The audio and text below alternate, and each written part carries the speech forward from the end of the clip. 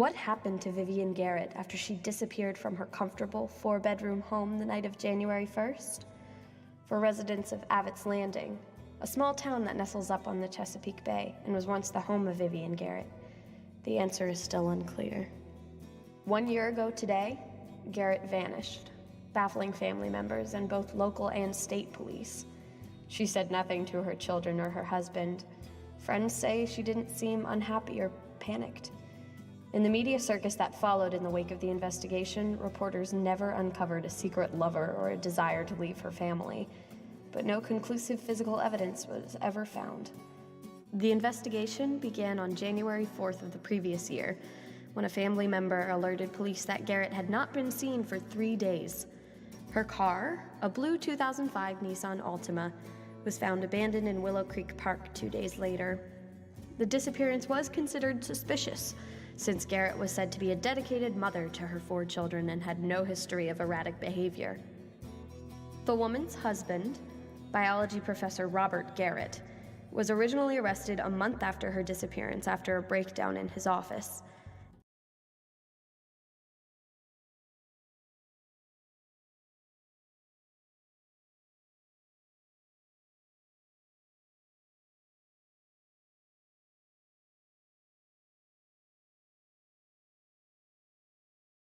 In statements to the police, he declared that his wife was gone for good and would never come back.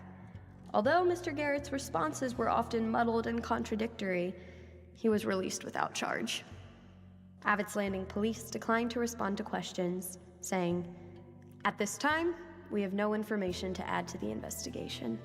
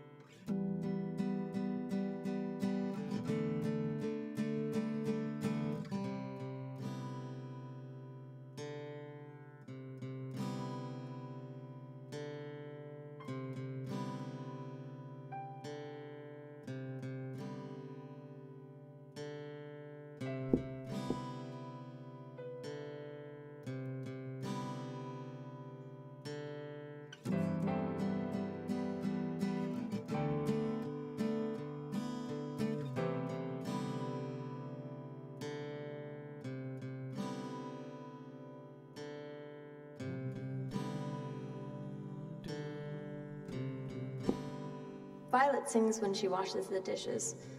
If I'm drying them, and sometimes I'll harmonize. She'll go, "Down to the river," and it sounds like, "As I went down to the river to pray, studying about that good old way."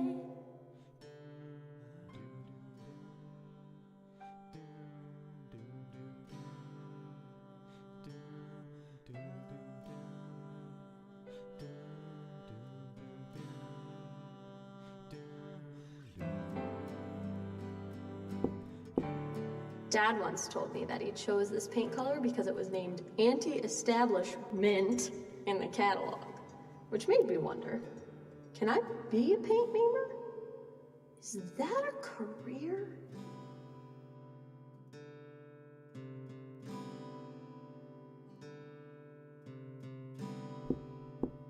The McFarlands next door used to have a chicken coop. When I'd wash the dishes, I could see the hens pecking in their backyard. Now they've moved. The backyard's empty. The house, too.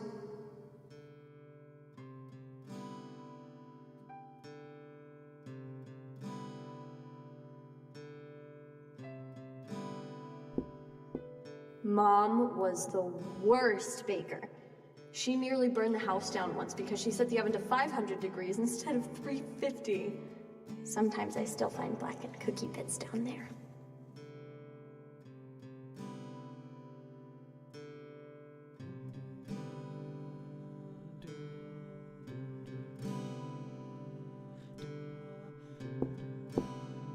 If only he could remember to pay taxes on time.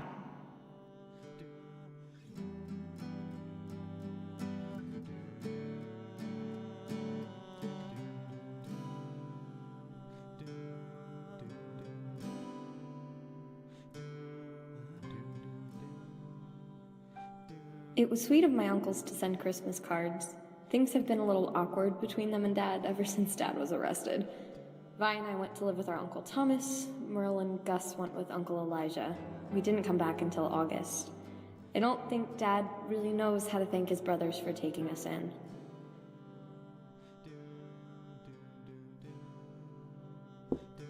Ugh! No one's cleaned the microwave in ages! How did I let it get like this?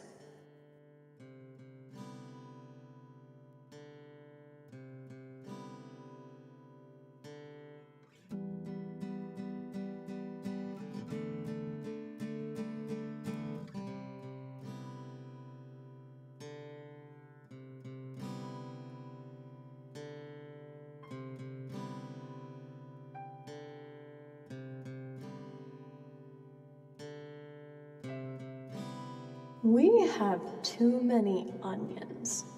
I should make something with onions before they go bad. Onion soup? Onions and sausage? Just feed everyone straight onions.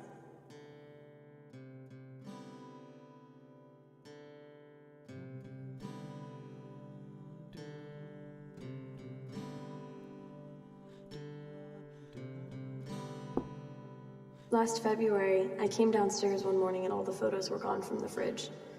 The one of Merle eating ice cream on her first birthday. The one of all of us on Halloween 5 years back. The one of Mom and Crab as a puppy. Like they'd never been there.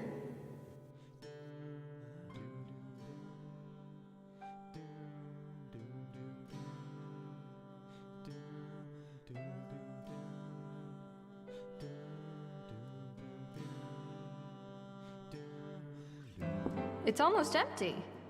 I bet Merle ate them all.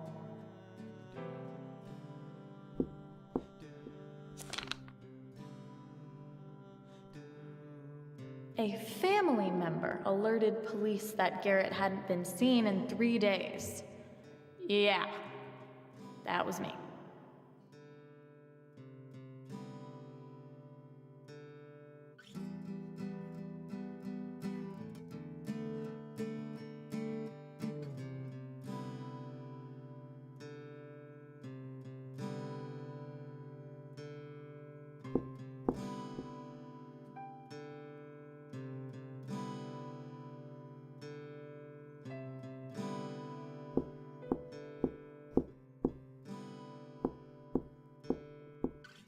There's great-great-grandma Prue. Well, great-great-great... Okay, I don't remember how many grades exactly. Maybe she looks so pissed because no one can ever remember. Or maybe because she has no teeth?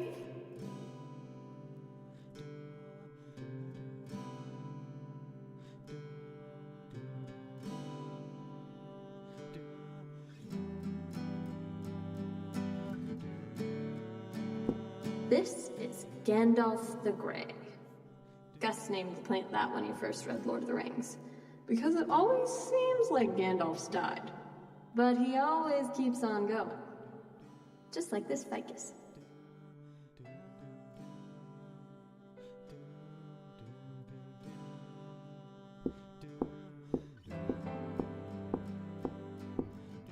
According to Greek myth, the sunflower was originally a woman who watched the sun god day in and day out until she turned into a flower. Well, whoever she is, she's losing her petals.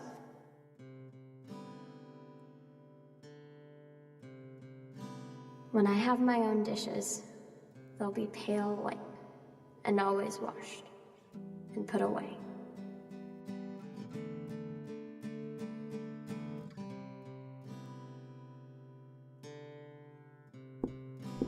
Sometimes I wonder how rich you have to be to eat off your porcelain instead of just putting it in a glass cabinet.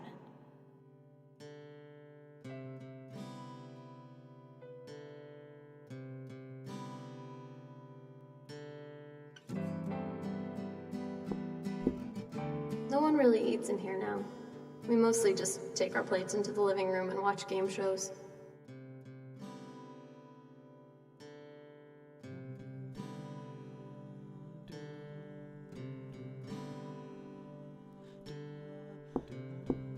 A feather? Inside?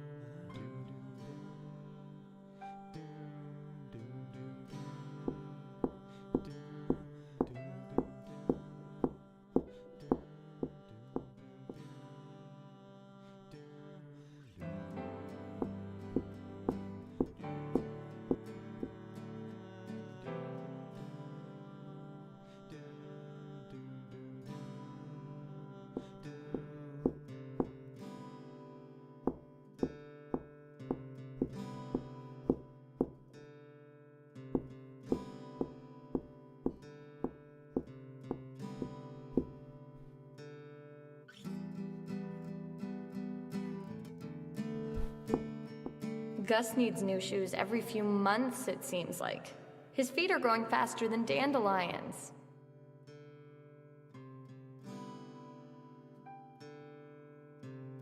I like the lighting in here. It always makes my eyes look bright. Like I know something that no one else does. Sometimes Merle catches me staring in the mirror and makes fun of me.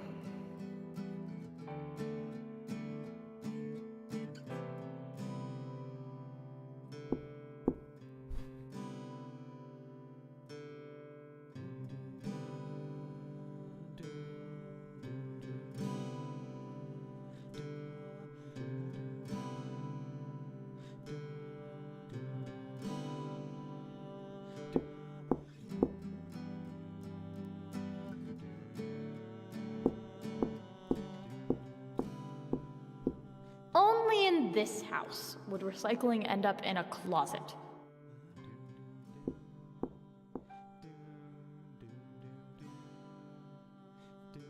It's also very pink, but it suits her.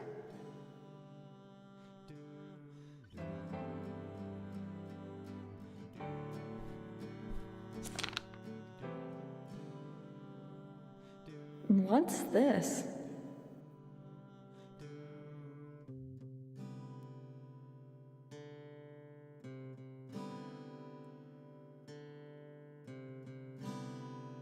When did she start wearing this? I didn't take her to get it.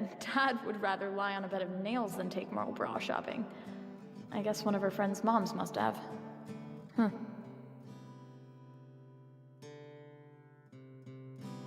Merle is a bit of a wonderkind. Swimming, soccer, drawing. I mean, look at that bear! I can't draw a realistic looking bear, and I'm 6 years older than she is.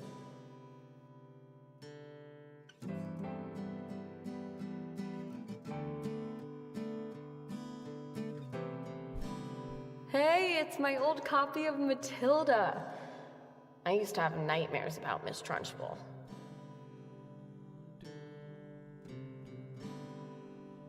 Number 4, her lucky number.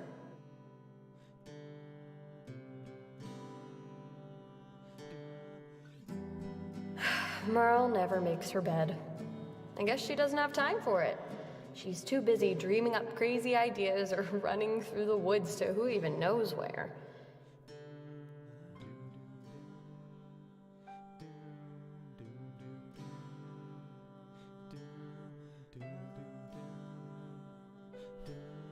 I remember this book. It was Dad's, I think, when he was little. And this is the poem about two sisters who find a fairy market, and Laura eats the goblin's fruit and almost dies. I can't believe they ever thought this was for kids.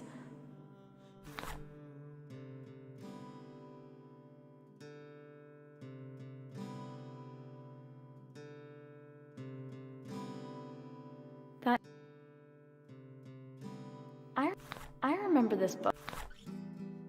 That ink looks old. I wonder if Dad was the one who underlined that last part.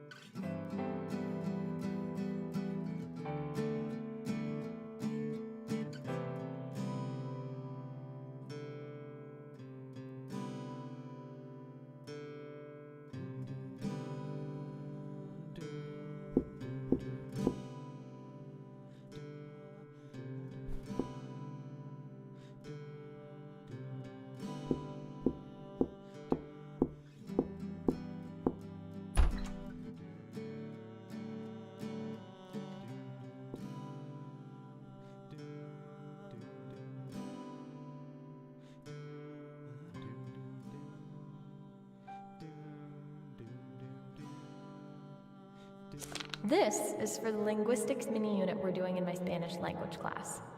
We were supposed to take a common word and find as many different translations for it in various languages as possible. I chose home. Click your heels 3 times.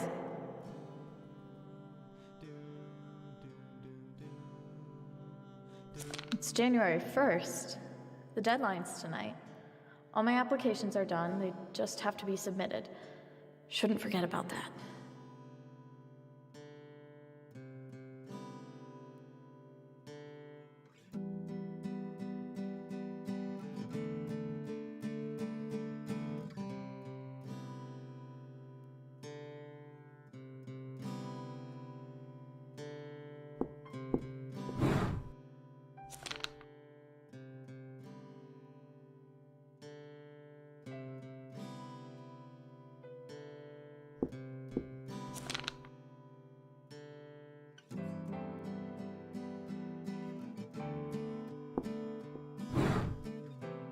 Oh my god.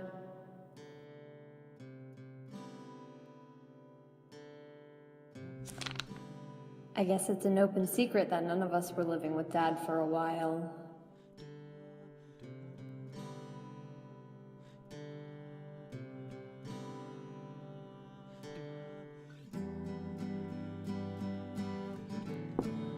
Back when people still had Walkmans, Violet used to listen to a CD of Major Parsley's Lonely Livers Club every single day.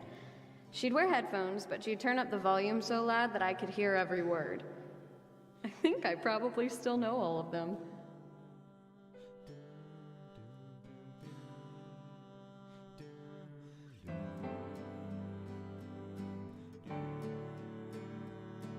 Vi used to have problems wetting the bed. When she stopped doing it, Mom celebrated by taking us both to get new sheets. Vi picked out these. It's funny, this would be the last pattern she'd pick now.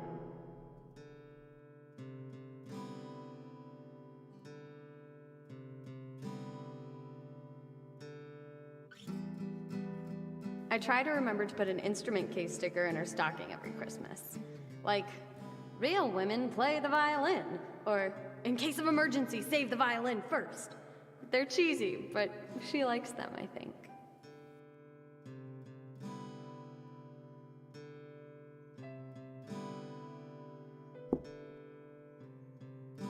I got through this one in Spanish.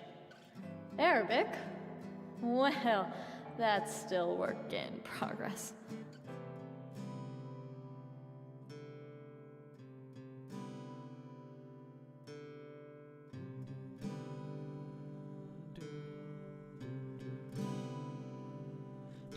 Don't I look so awkward in that photo?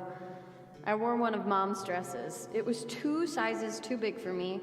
Still, Violet and Gus and Merle surprised me by getting it framed. How could I not hang it on my wall?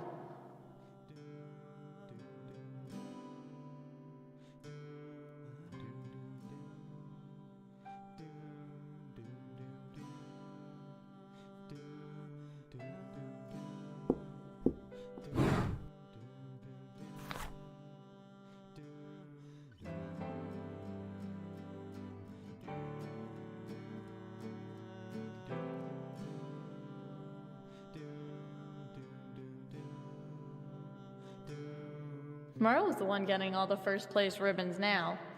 I used to think I was good, but she's the next Missy Franklin, I swear.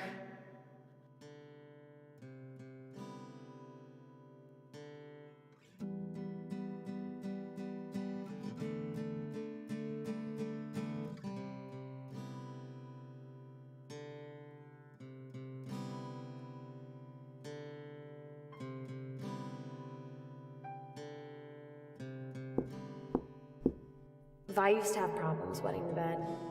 When she stopped doing it, Mom celebrated by taking us both to get new sheets. Vi picked out these. It's funny, this would be the last pattern she'd pick now.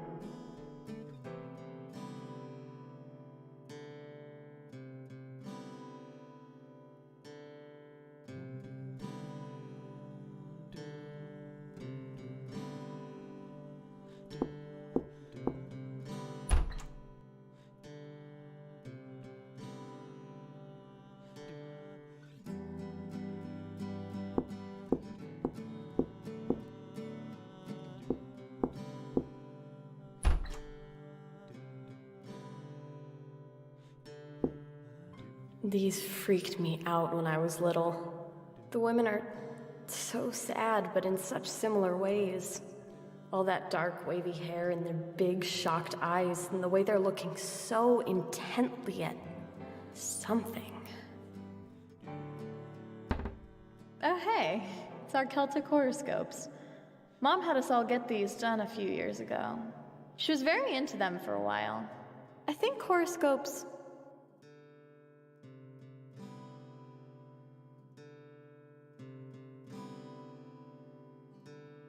are a pile of goose poop.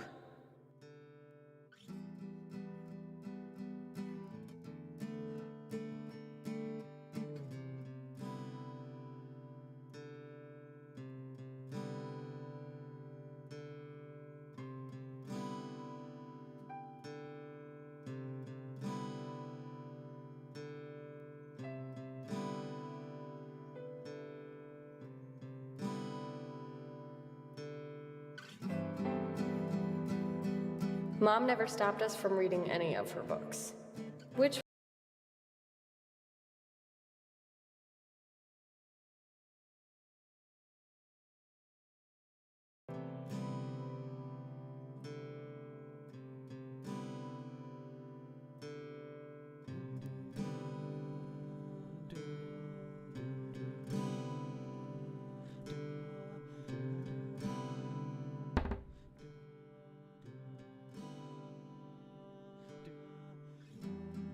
I haven't seen Dad sleep here for months.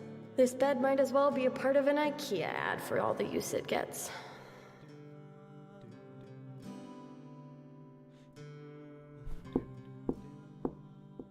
Imagination will often carry us to worlds that never were, but without it, we go nowhere. That's one of Dad's favorite Sagan quotes. Dad's the littlest brother, Elijah's the oldest, and Thomas is in the middle. Grandma raised them all by herself, so they were always close, but I don't think my uncles ever expected to have to do what they did for my dad this year. They gave all of us places to live after Dad got arrested. It's still a little weird to be back here and not sharing a room with my cousin at Uncle Thomas's house.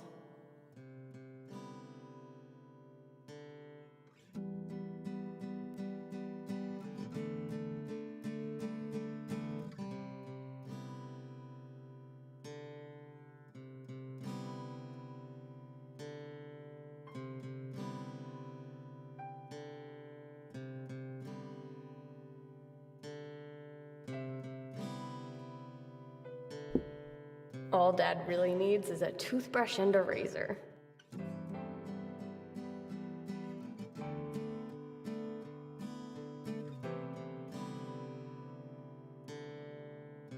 Mom always had the driest skin. It was like she was so delicate that the wind sucked the moisture right out of her.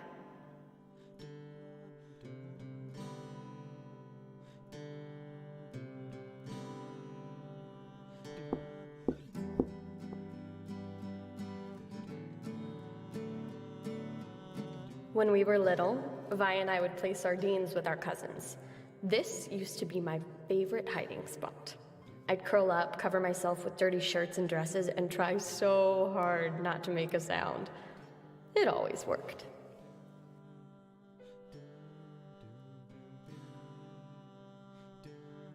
Sometimes I wish Dad would dress the way I imagine an Oxford professor looks. Nice tweed blazers, snappy corduroy pants, that kind of thing. But khakis are fine too, I guess.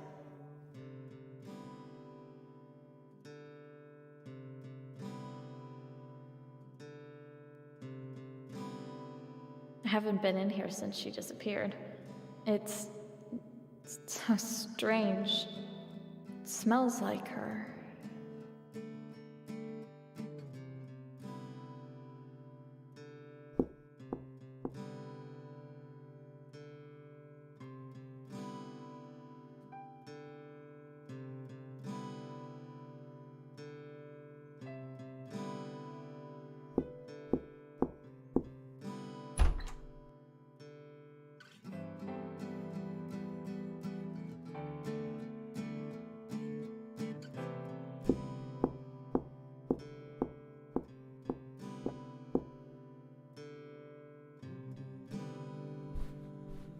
acne, all clear for teens. But Gus only has like 2 pimples. Oh well. Anything's enough to make that kid feel self-conscious.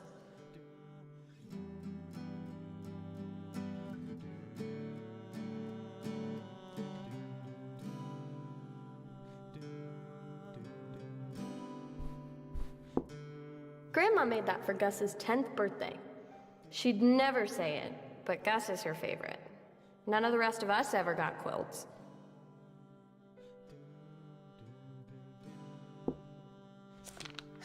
Hey, don't look at that!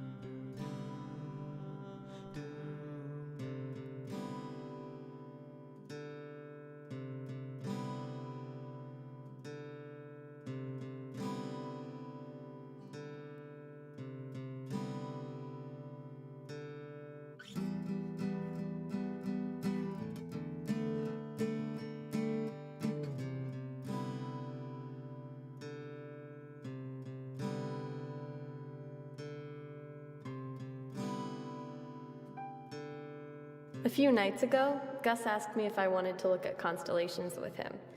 He showed me Cassiopeia, Orion's Belt, Lynx. Apparently, Lynx isn't even named for the animal. The guy who made up the constellation said that anyone who wanted to see it should have eyes like a lynx. I guess Gus does. I like my potatoes mashed. Gus likes his serving as galvanic cells for a clock.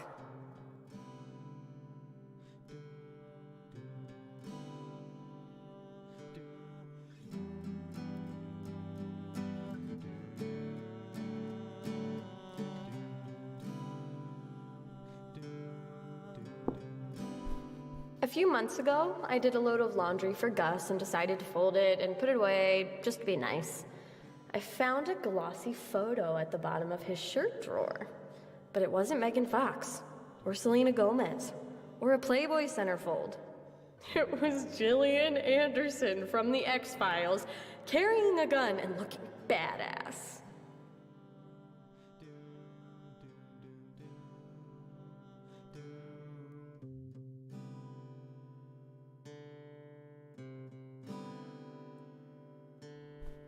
Hard at work in the pursuit of scientific discovery, huh? I'm being a forensic scientist. That means I solve crimes. It's really cool.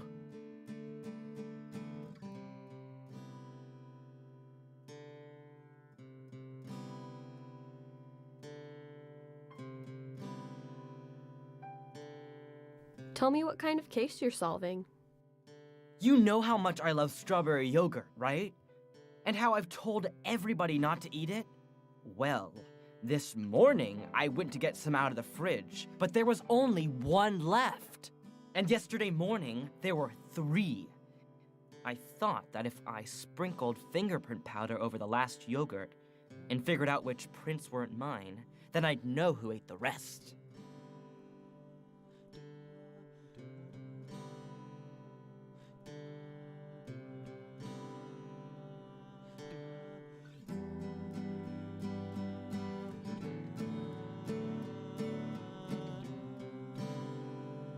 That's brilliant. You'll be the next Sherlock Holmes, I know it. It's elementary, my dear Watson. That was in one of the Sherlock movies. So who did it? I'm not sure yet. See, I have to get fingerprint samples from everybody else. I got Dad and Vi to give me samples this morning, and they didn't match. So it was either Merle or it was you.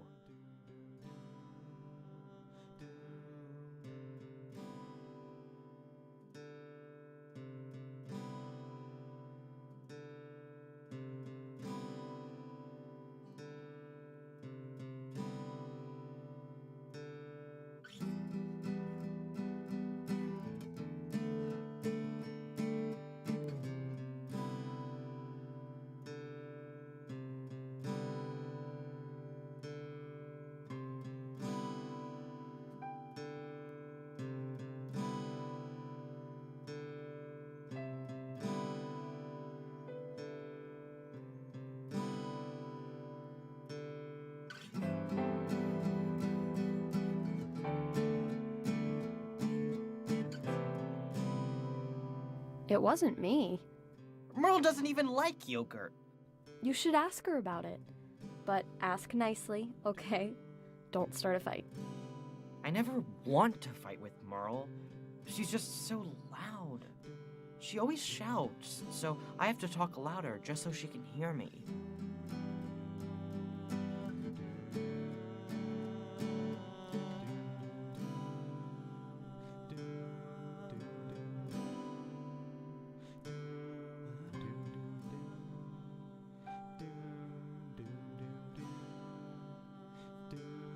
You'll be a wonderful scientist someday. I want to be. I see Dad going to work every day in his lab. I want to do that. Not with birds, but with something. Forensics is neat, but so is geology. And chemistry. It's also interesting. Hey, who says you can't do all of it for now? You have a long time before you have to make up your mind. What else is up? Are you trying to talk to me about Mom? How did you know? Logic. I already saw the article in the paper this morning. Dad's been even more distant than usual, and your voice is all funny, like you're not sure about something. And those 3 things make me think that you want to ask me about Mom. You're right. Sometimes you amaze me, Gus. Thanks. What did you want to ask, specifically?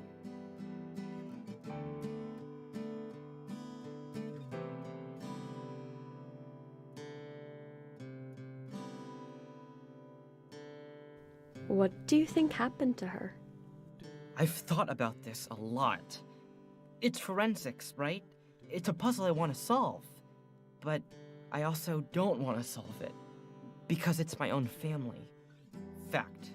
Her car disappeared and was found abandoned somewhere else. Fact.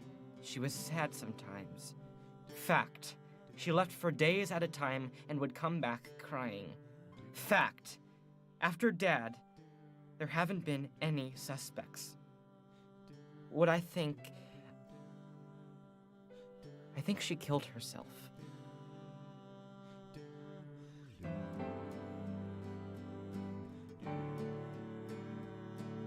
You may have a point, but you were thinking about that? You think I don't realize that people do that when they're not happy? I'm little, and I'm quiet, and sometimes people forget about me.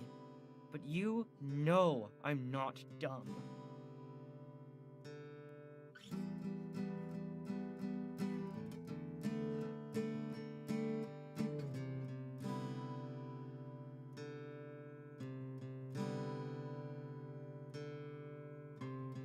No. You're brilliant, Gus. It wouldn't surprise me if you were right. It's sad to admit it, especially maybe for you. But it's better to tell the truth, even to ourselves. You're smarter at 13 than I'll be when I'm 30. You're the most like her, you know, out of all of us.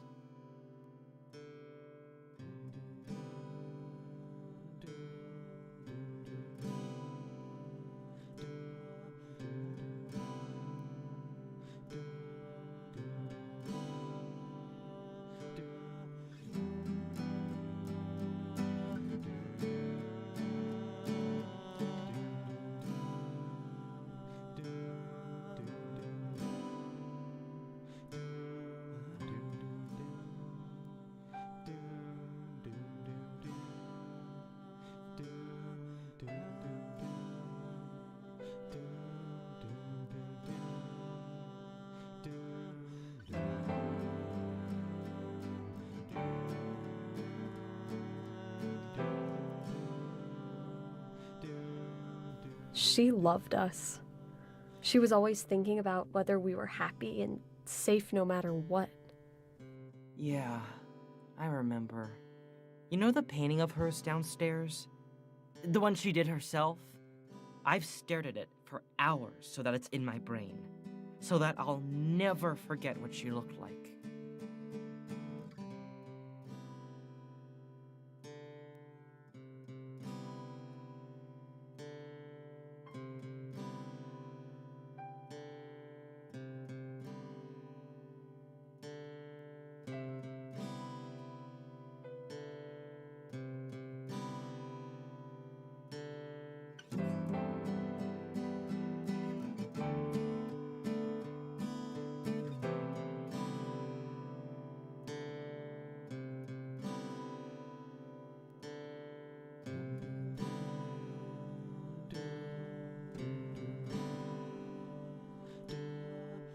You don't have to hold on to her that way.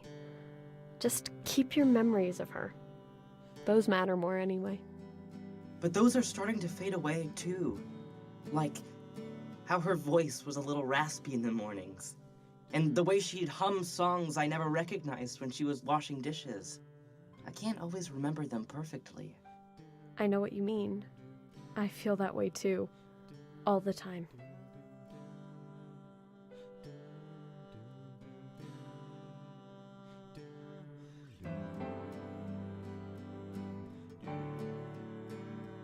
So, are you ready to go back to school? I guess I am. We're going to start learning about ecology and local food chains and science. And we're reading To Kill a Mockingbird for English over break. I finished it yesterday. It's awesome. I hear a but. Well, there aren't a lot of people I talk to at school. It's a little lonely, honestly.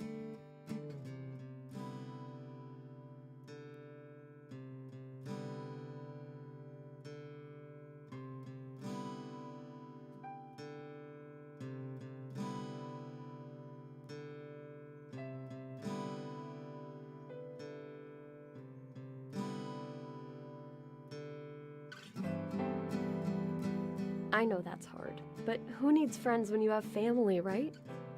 Kind of like how Scout and Jem have each other in To Kill a Mockingbird. But then, they also have Dill. I don't have any friends like that. Remember that crystal-growing kit I got for my birthday? All the pictures on the box are of two people making the crystal solution, and smiling and laughing. So, I wanted someone else to do it with.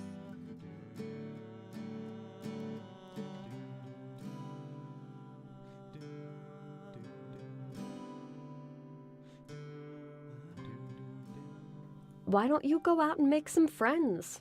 Treat it like a science fair project. Hypothesis. If I start enough conversations about Redwall books, I'll find at least one other person at school who likes them. Then you make friends. I know that's what you do, but for me, it isn't that easy. Everything falls apart when I try to talk to other people. I know it seems that way. But trust me, it'll get easier the more you try.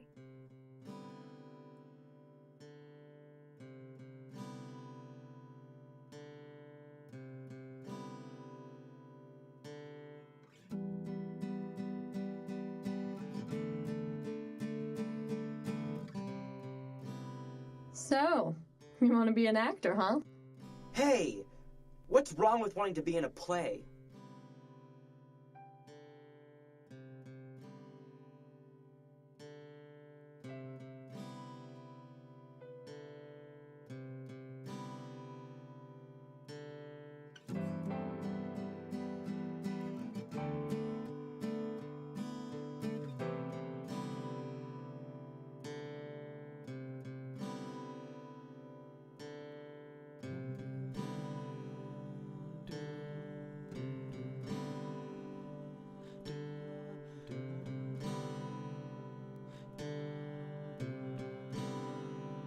Absolutely nothing.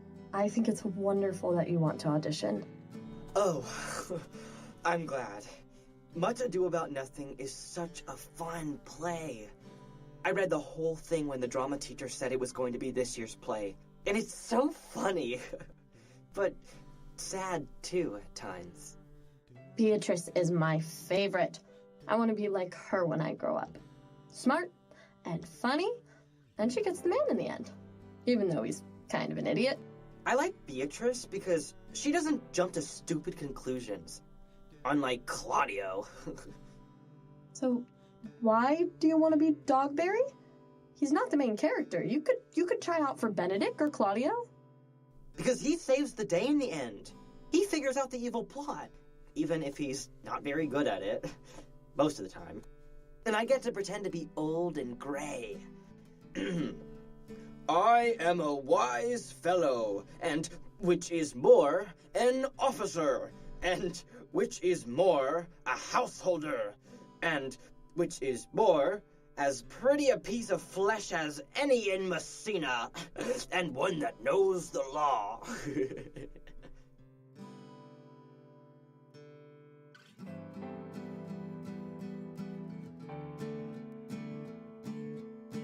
Let me know if you want to run lines with me to practice. I can beat all the other characters. Thanks. Always good to get in more practice. All right. Well, good luck on the audition, okay? Thanks. I'll talk to you in a little bit. Keep up the good detective work, all right, Dr. Garrett? You bet I will.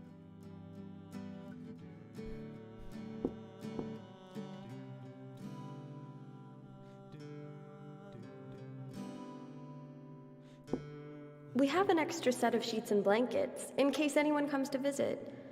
But no one ever does.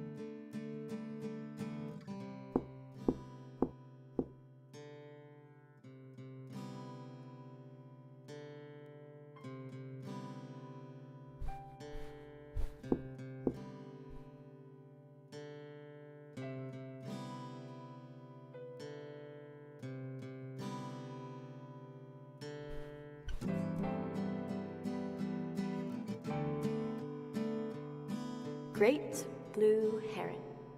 Scientific name, Ardea Herodias. You know what's strange? Herodias was the wife of Herod, mother of Salome, the one who asked for John the Baptist's head on a platter. Why do people always link birds and strange women?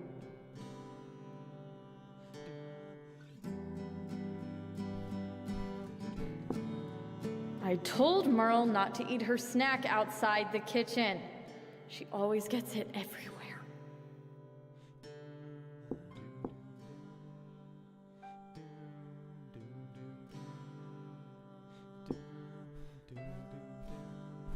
That's Gus's backpack. Argus Robert Garrett.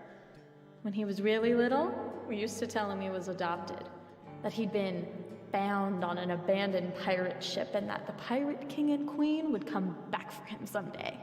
His initials were the clue they'd left. Funny. He's the least pirate-like out of all of us.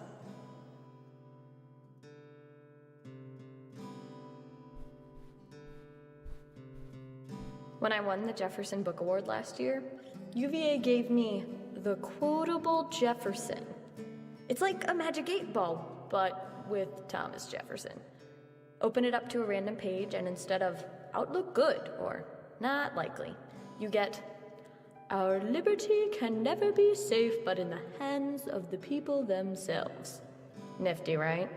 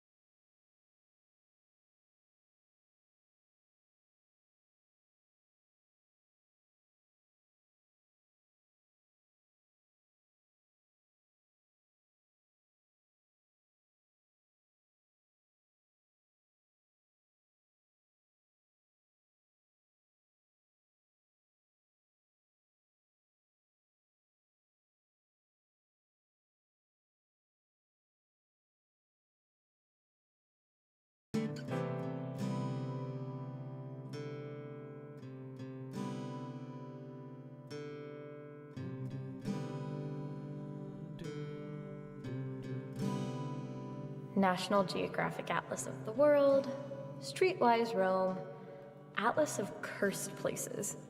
I don't know where she got them, but Mom collected all these map books, mostly of places she never visited.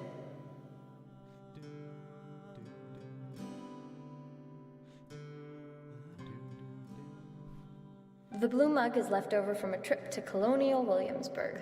Dad bought it from one of the gift shops. We used to go every year until Gus threw up on the shoes of a poor guy dressed up as an 18th century candle maker.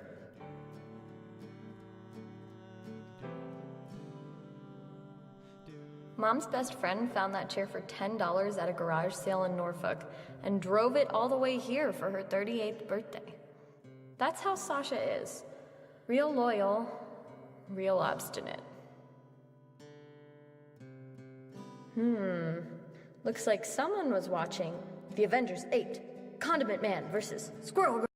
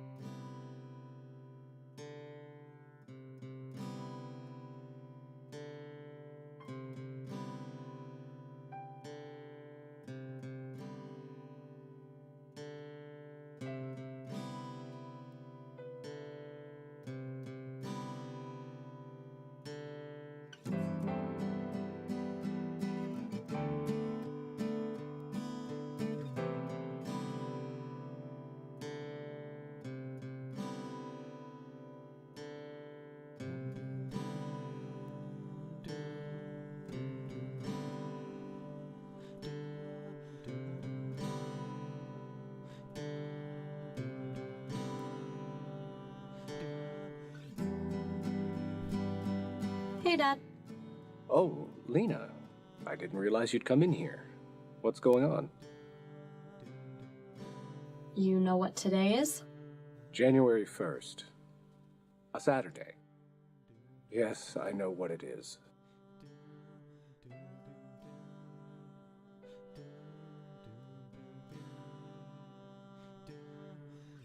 Do you think she'll come back?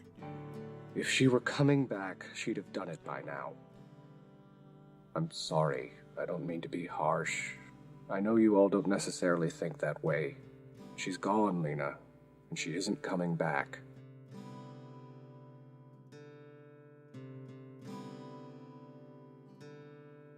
I'm not just giving up on her.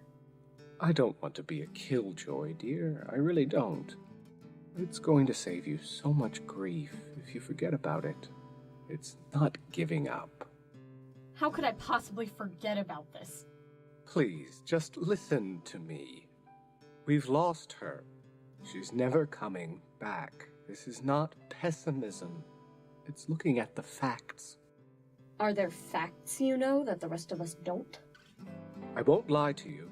Yes, but you would never believe me. You can't know that until you tell me. No.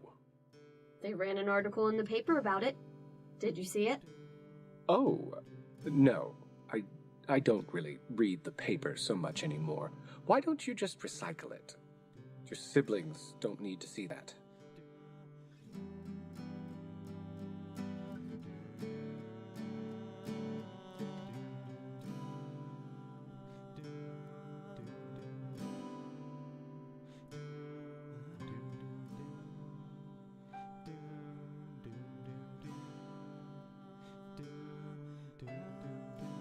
I'm not stopping them from reading it. No, I suppose you aren't.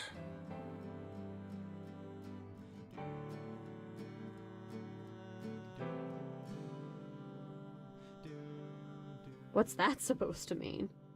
Ever since you were a child, you've done whatever it is you wanted to do.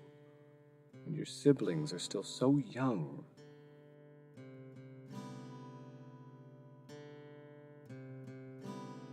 I know, but they're not like most children. I suppose that's true. I so wish their childhoods could have gone on uninterrupted. How was work today? It went fine. The students are still out on Christmas break, so it was just me this morning, entering migration data. We've had 50 of our tagged swans return so far. That's unusual. Far fewer than normal.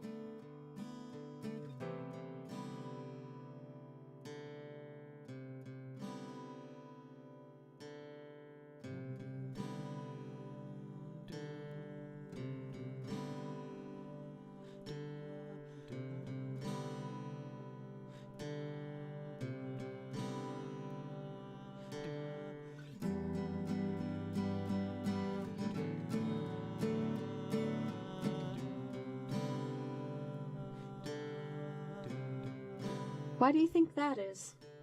I'm not sure yet, to be honest. Lately, we've seen a larger population of swans in the southern locations, like the bay. Reversal in that trend is unusual. We'll have to study it further, of course.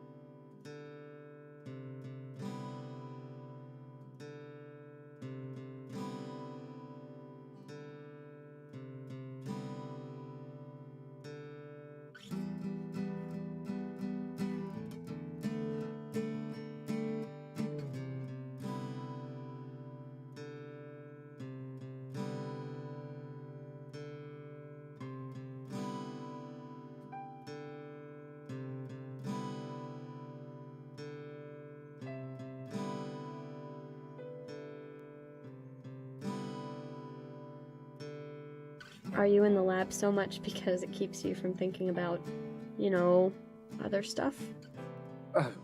Well, working hard certainly does keep the mind busy. And I've always liked to be busy, you know that. Of course. It's what makes you so good at what you do. But what about us? Lena, I know you mean well, but please understand.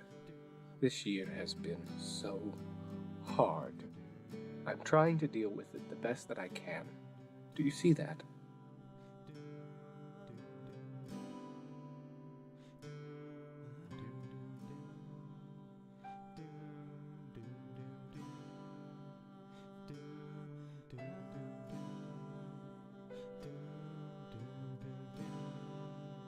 You're a father, not just a professor. And I take both roles very seriously. Let's not pick a fight. I'll think about what you said. I found this feather on the floor.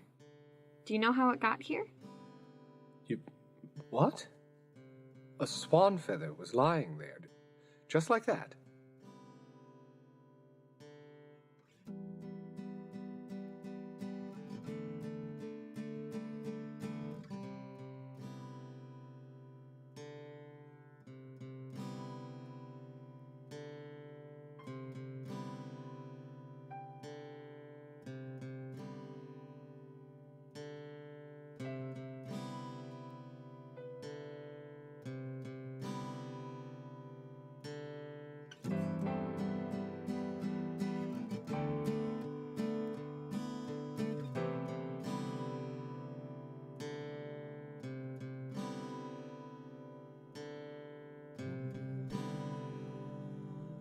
I think I've seen feathers like that around here before.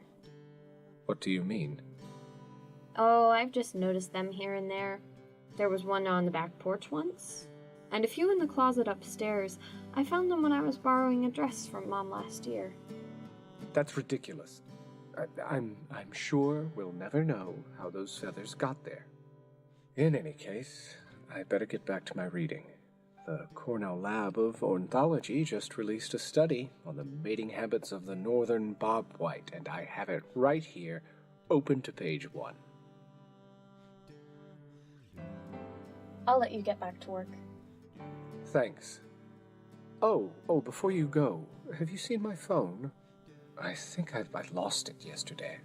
Isn't your spare office key still missing too? Yes, it is, but... Wait, are you trying to say that I misplace things easily? That's exactly what I'm saying. Ah, well, you may have a point.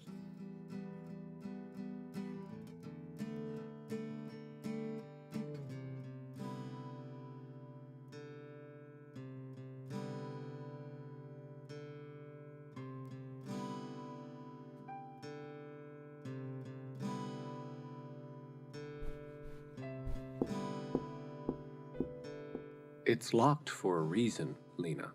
That's my space.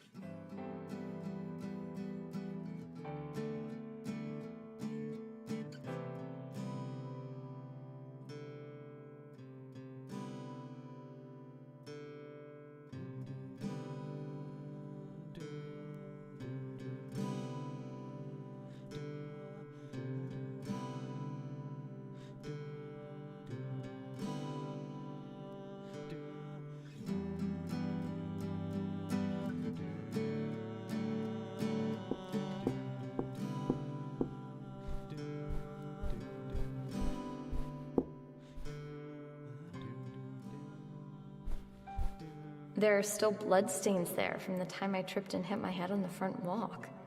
That was 10 years ago.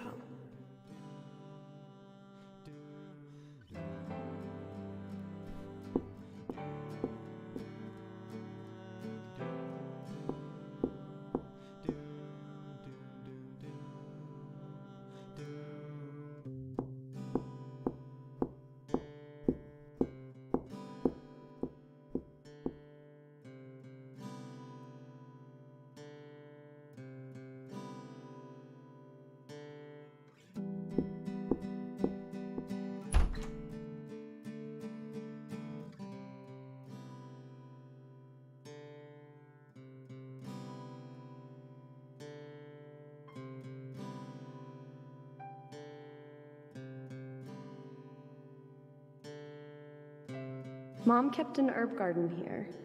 She might have been a terrible cook, but we always had fresh basil for our pasta. And fresh rosemary, and lavender, and mint.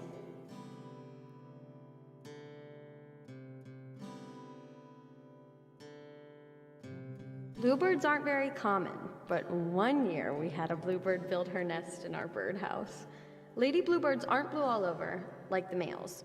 They're grayish-orange with little tips of blue on the wings, like gloves.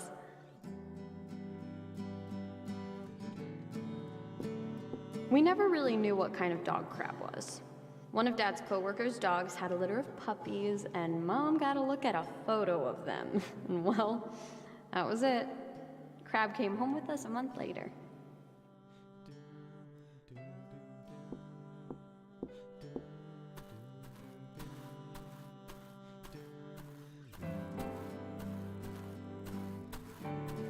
This thing is so stuck it won't budge. I'll need something to oil the latch. WD-40 maybe?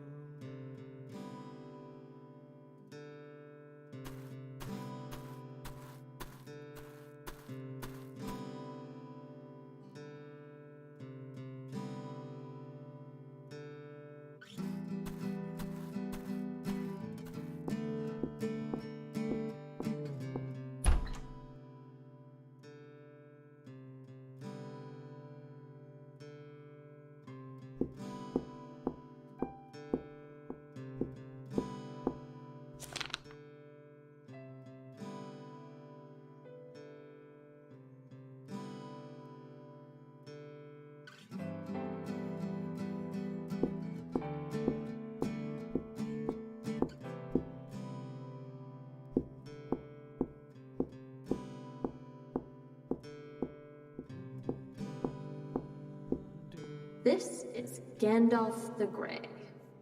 Gus named the plant that when he first read Lord of the Rings, because it always seems like Gandalf's died, but he always keeps on going.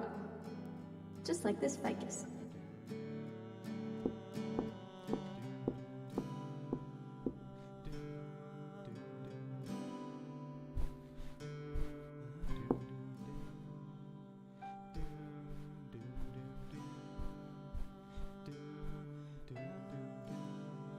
Do you know where the WD-40 is? WD-40? Why? The gate's stuck. It's been sticking for a while, but someone must have slammed it and gotten it jammed. Oh, I hadn't noticed. You could check the kitchen. It might be in there. Or in the hall closet upstairs. Although it wouldn't surprise me if Gus had it in his room for one of his experiments. Ah, good places to start the search. Thanks, Dad.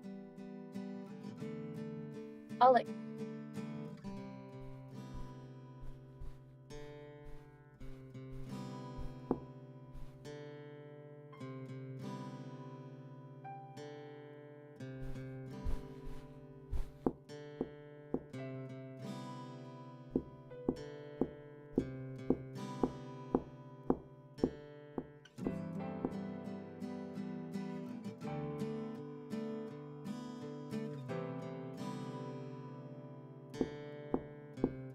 We have 2 minutes.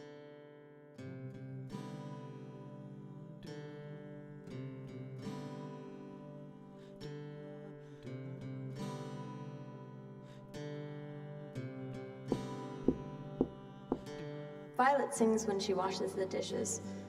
If I'm drying them, then sometimes I'll harmonize. She'll go, Down to the river. and it sounds like, As I went down to the river to pray, studying about.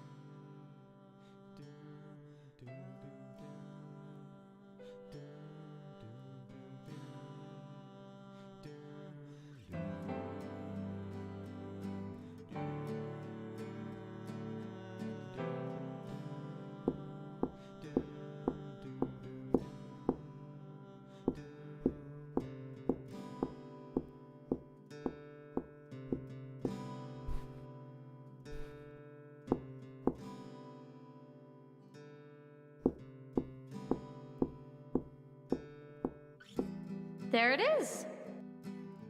what's underneath the WD-40?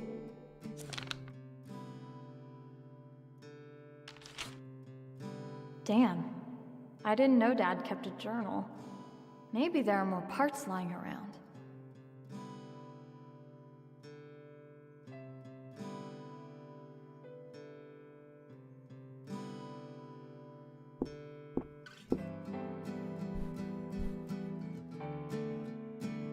You wouldn't happen to know anything about a diary of Dad's floating around here, would you? Diary? What? No.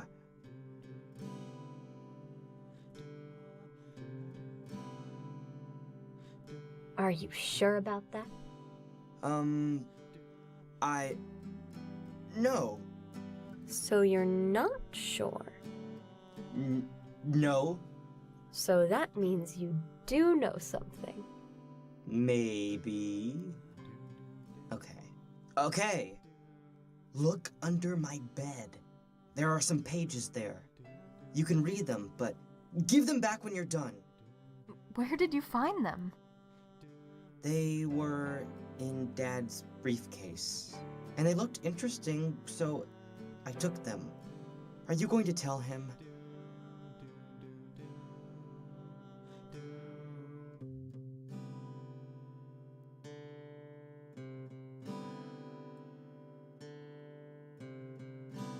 No, but I bet he's worried about where his papers went. Well, yes, he probably is. But I wanted to see if I could understand him better. Mostly I just found research papers he was planning on reading, but this helps me understand who Dad is. Then I can analyze his motives. His motives for... Oh, never mind, I'll just read it. Thanks for telling me, Gus. I appreciate it. No problem. Amateur detectives always help each other out, right?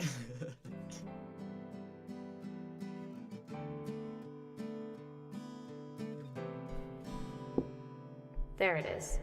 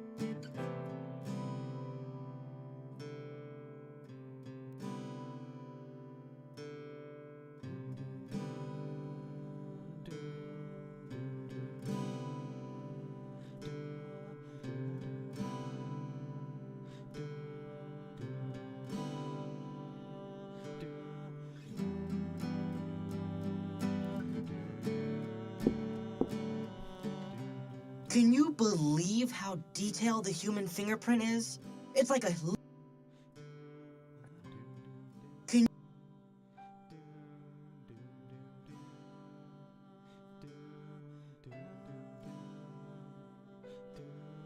A few months ago,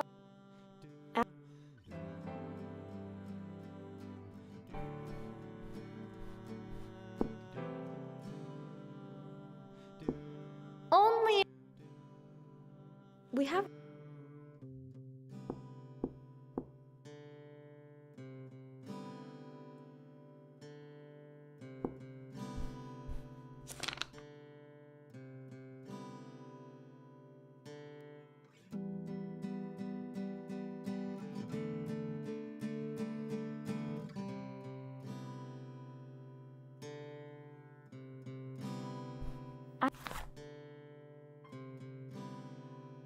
That ink.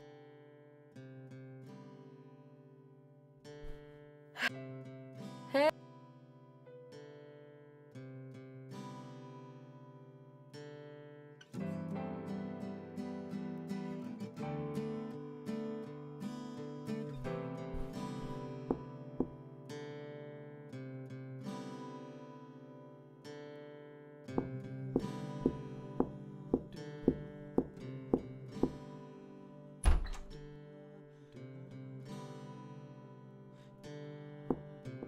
Mom never.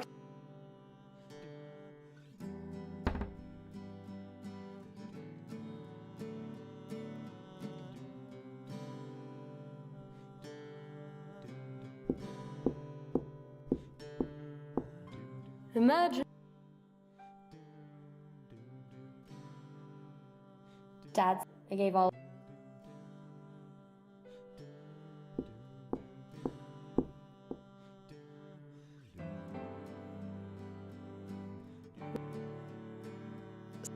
Have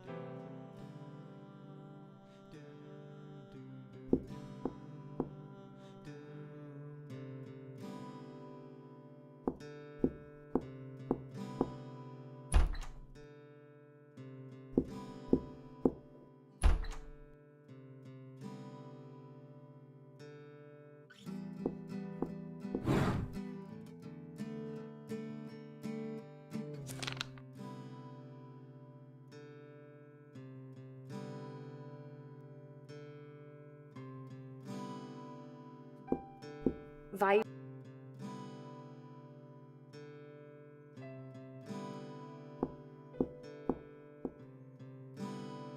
It's January. This.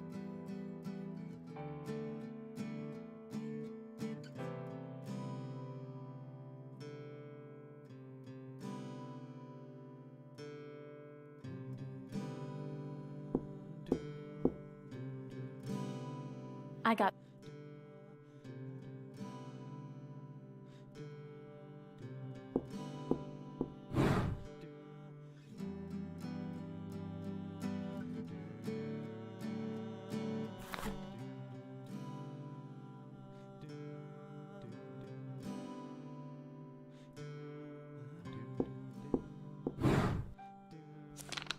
I guess it's a no.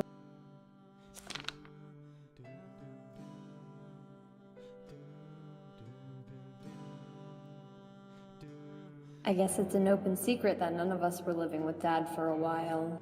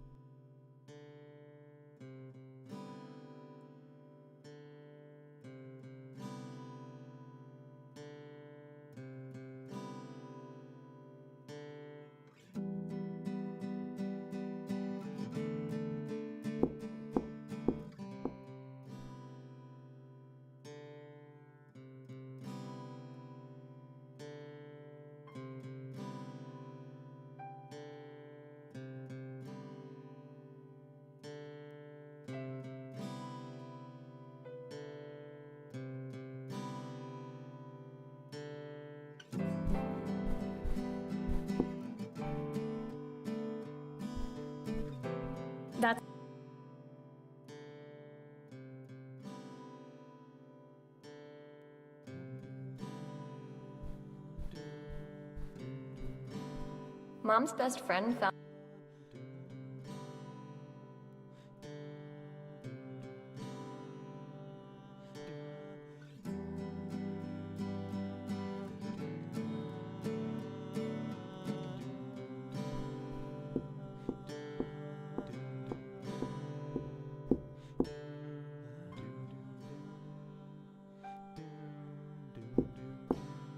If only he could remember to pay taxes on time.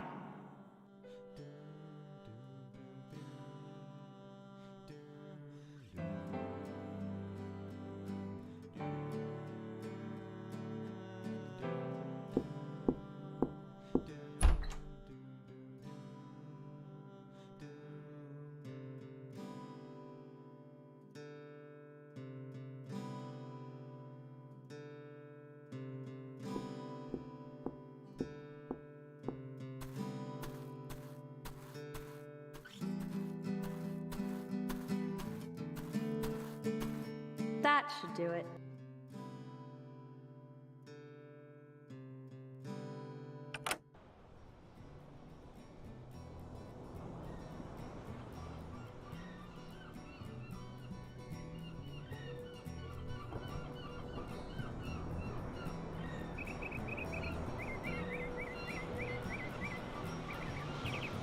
It's easy to cut your foot on these if you're barefoot. Vi had to go to the ER and get a tetanus shot once. It's easy to cut your foot on these.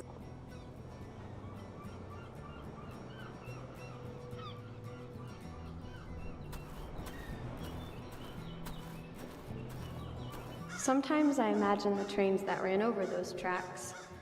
I think about all the places they went with their freight cars full of frozen fish.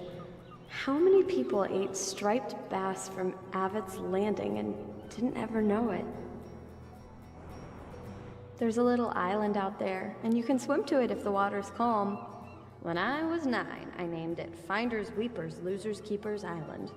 I thought it was poetic. Now it's sort of prophetic.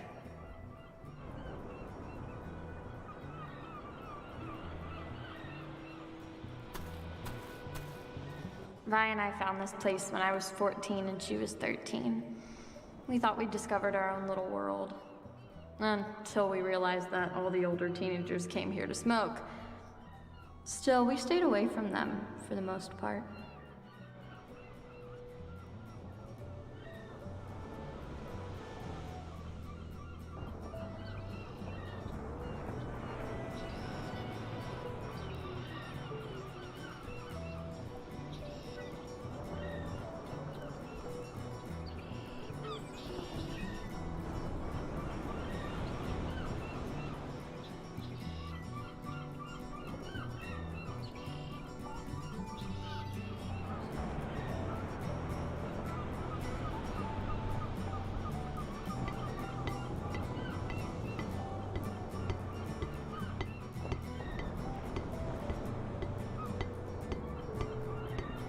On cloudy days like today, the water seems so gray, like all the color's been leached out of it.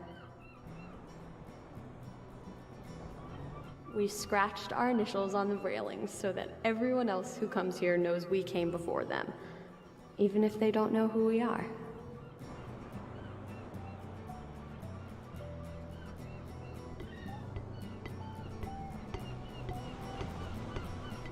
In the summer, you can see mud crabs crawling up the sides of those things. Sometimes the gulls pick them off.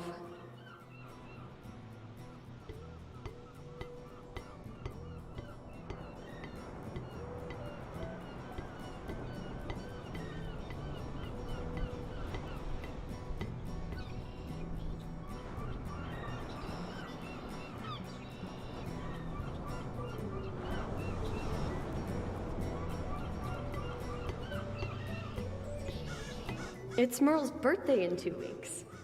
Maybe Vi and I should bring her out here as a present.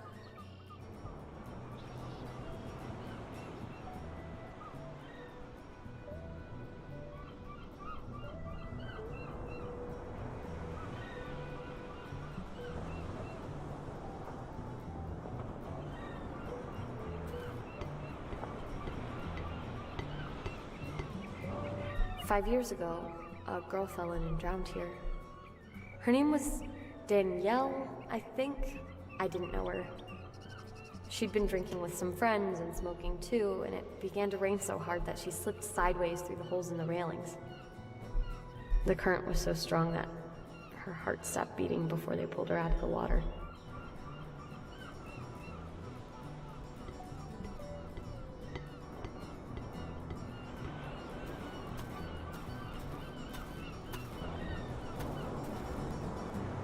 We were so lucky to find this. No one else ever hangs out on this side of Pillar, so we can pretty much put whatever we want here. And besides, we never leave anything valuable. Hey, can I look at the papers you hid next to your sweatshirt? Those? Why? I'm looking for parts of Dad's old diary. Oh, so you found parts of it lying around too? Yeah, it's fine, I guess. I found these papers tucked into one of the academic journals he was reading. He left it right out in the living room, so seems like any of us could read it now if we wanted to. There's some weird shit in there, though. I hope you're prepared for what you find. Yeah, I know.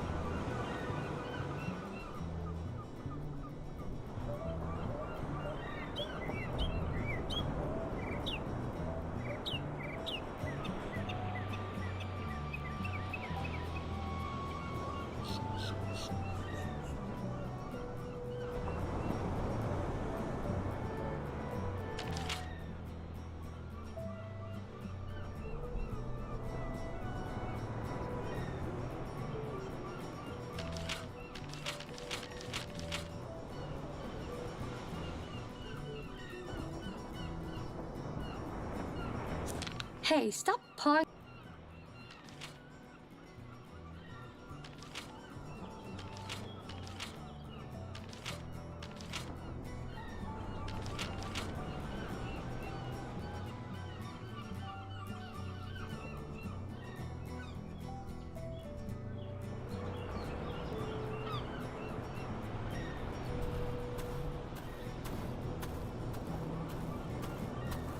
In our middle school science classroom, there was a poster that said, "Smoking kills," over a picture of lungs withered by smoking.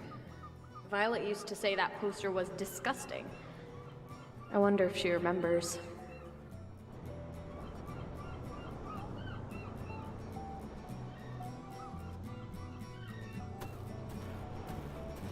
Indian strawberries grow here in the summertime. I used to eat them, but they don't taste like anything. They look so ripe and red, but inside, nothing.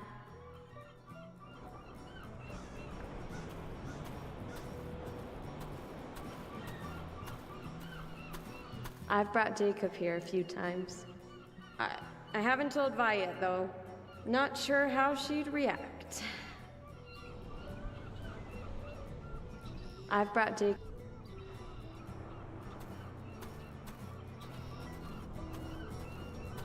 Hey, Vi. I came out here to be alone.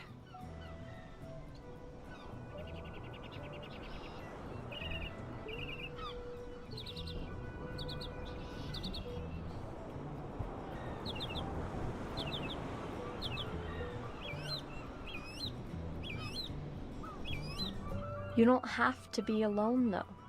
Yeah. Okay, dear Abby. No, I mean it. I wanted to check on you. Not because you can't handle it, but just to see. Well, no one else was going to check on me. So, thanks. Did you see the paper this morning? I'm not blind. Of course I saw it. And I read it against my better judgment. What did you think?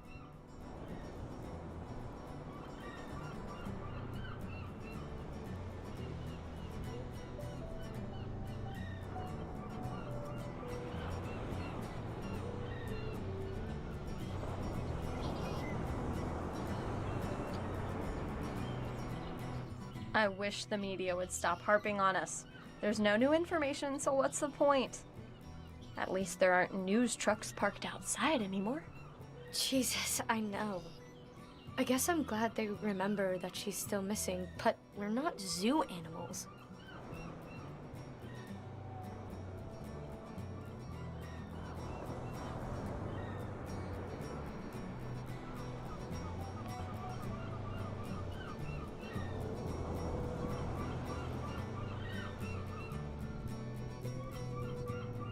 I wonder if maybe Dad did have something to do with it. Dad's harmless most of the time. He doesn't even know how to change the oil in the car or how to kill a snake that gets indoors, much less other stuff.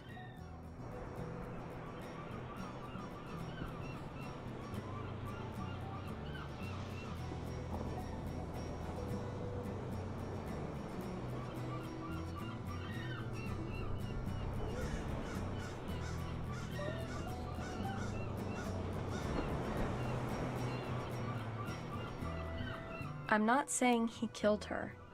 I'm just not saying he didn't kill her.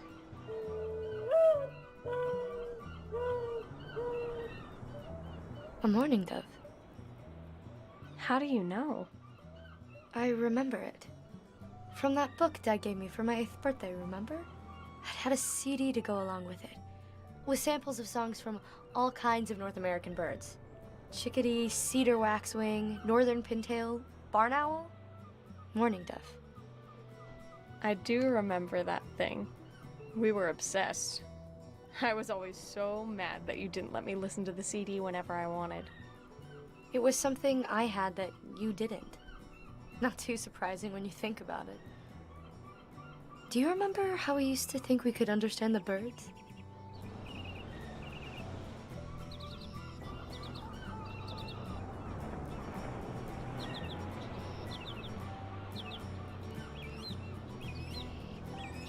Of course I do.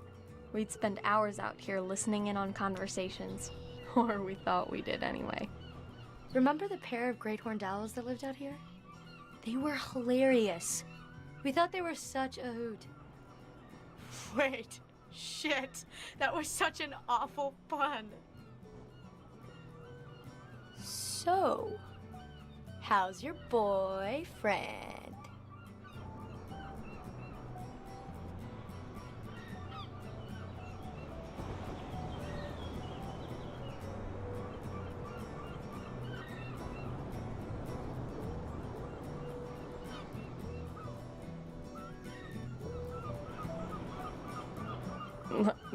What do you mean? Oh, come on. Don't play coy with me. He's not just your friend, is he? He's... Okay, sorry for teasing. I know you and Jacob have been friends for the longest time, but you went to homecoming together, right? And didn't you all go on a date right before Christmas break started?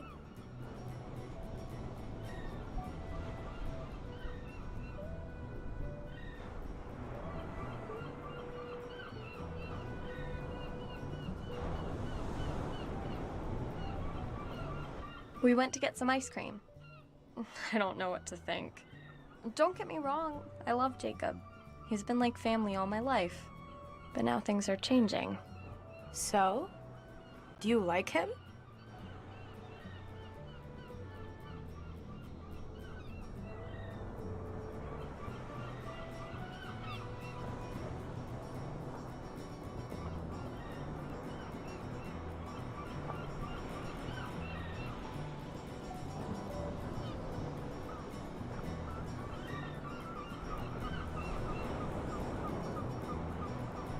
With Mom gone,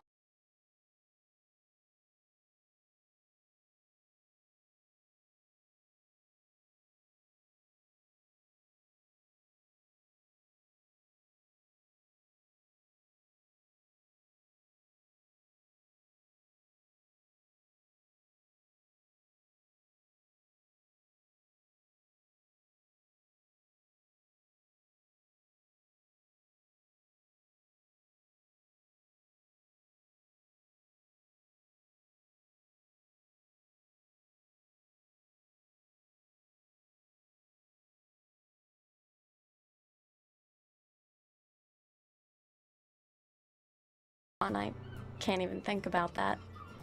Does Mom being gone stop you from having relationships with other people? Because, look, I know I'm not always responding to this stuff in the best way, but neither are you. It doesn't stop me. It just limits things. Lena, you should think about what you're going to do if you can't ever find the answer you want. Coming from you, that was actually really smart. Alright. Keep your chin up. I'm trying to think about something else. Kittens, puppies, cute boys, whatever.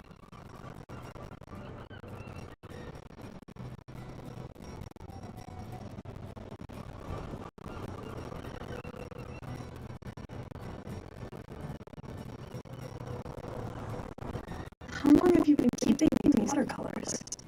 I've been stashing them away ever since Mom disappeared. You know how it was. She would leave them everywhere, so I just started picking them up.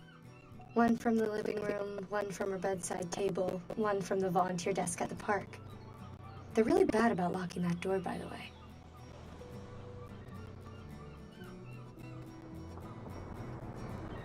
Why do you keep them out here? Doesn't the weather trash them? I keep them in that hollow so they don't fall apart, but yes, a little bit. You can see where the water damage is. I actually prefer it that way, though. The environment is leaving its mark on her work. Complicating it. Deepening it, I think.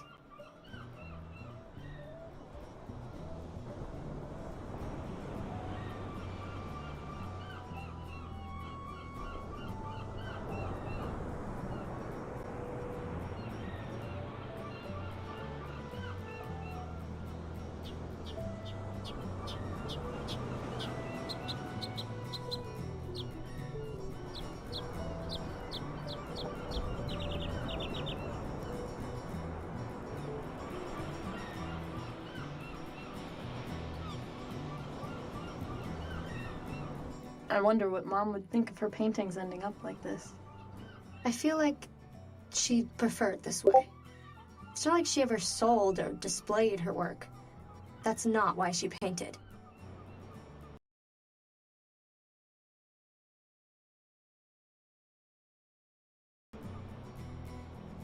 I didn't realize you liked her paintings. Yeah, well, it's not so much that I'm an art freak. More that I like touching this paper and knowing that she touched it, too. It reminds me of her. I know, that's sentimental of me. Well... Oh, shut up. So, which one is your favorite?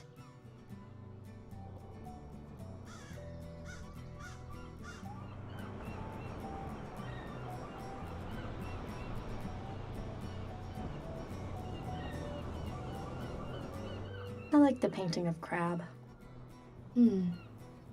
I thought you might. So, are you gonna give them back now, or what?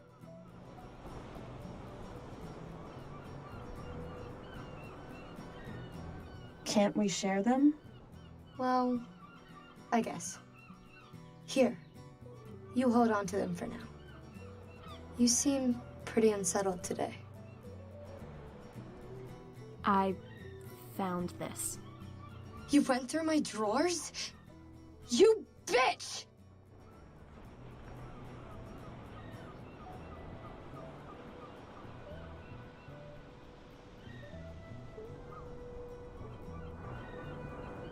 You know you shouldn't be doing this.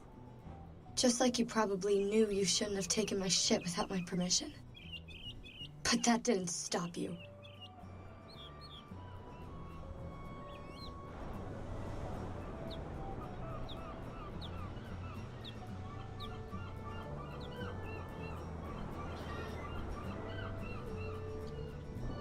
They're not the same. God! Would you get off your high horse?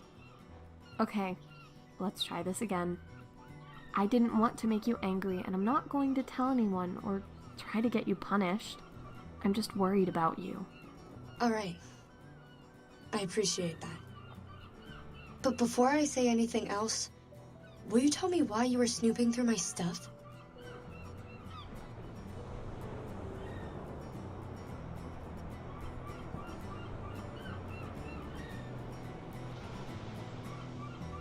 I was looking for answers about Mom.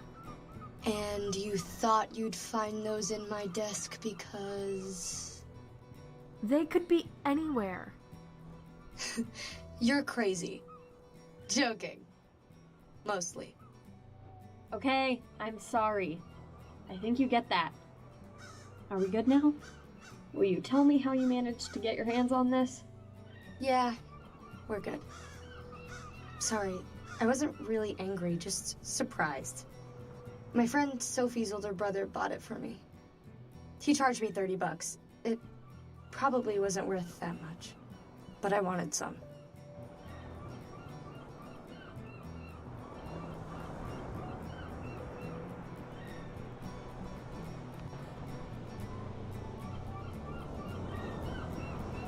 You just wanted some because... Say whatever you want, but I like the feeling of being buzzed. It takes the edge off all the other things I'm thinking. And when I play the violin that way, I sound different, freer.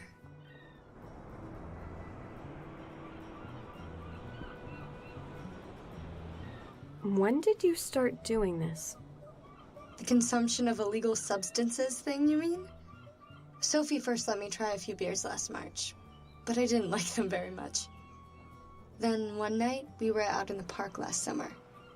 Maddie pulled a water bottle of vodka out of her bag. It was disgusting. We didn't realize we were supposed to mix it with anything, but man, that feeling, that hot burn on the back of the throat. I liked that. After that, we figured out that Sophie's brother would slip us stuff if we were nice to him. He's an asshole with a disgusting neck beard, but he's a 21-year-old asshole. So, you know, beggars can't be choosers, as Dad always says.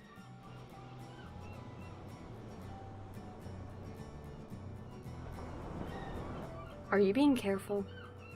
You mean, am I binge drinking every night? Well...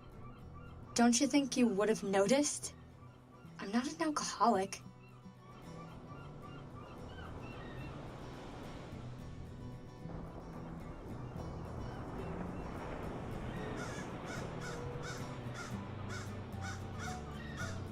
Just be careful.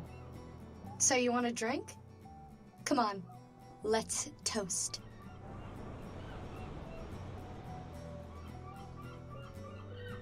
No thanks. All right, suit yourself. And Lena, stop snooping through my stuff. I'll talk to you.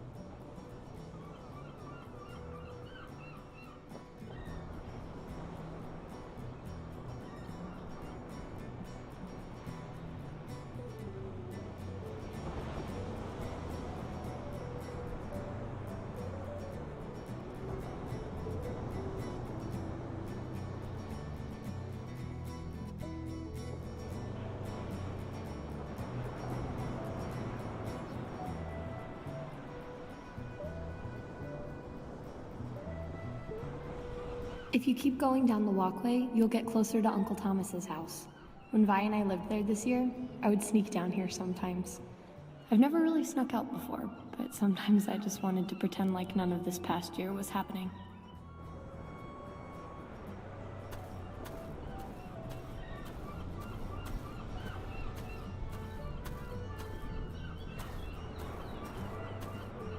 If you keep going down the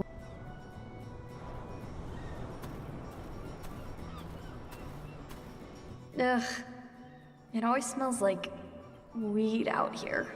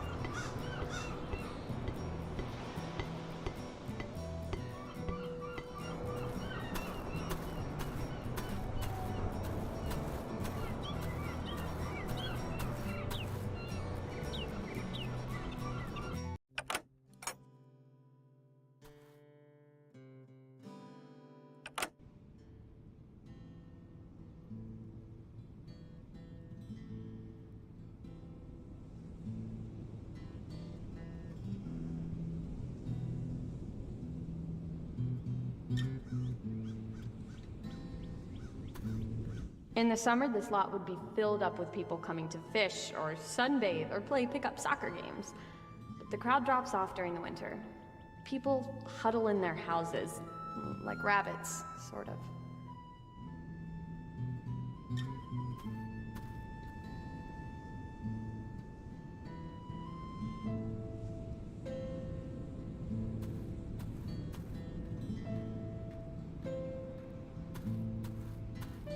The map is useful for tourists, I guess, but most people who are from here know to orient themselves using the bay, like a liquid compass.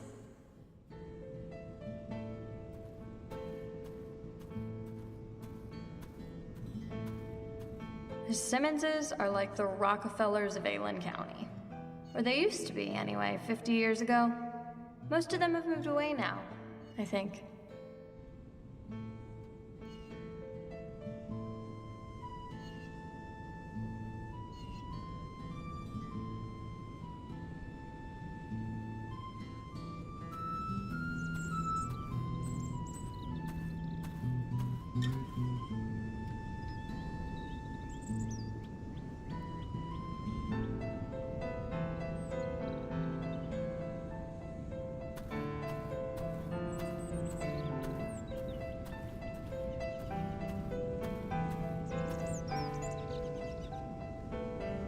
Someone dropped their...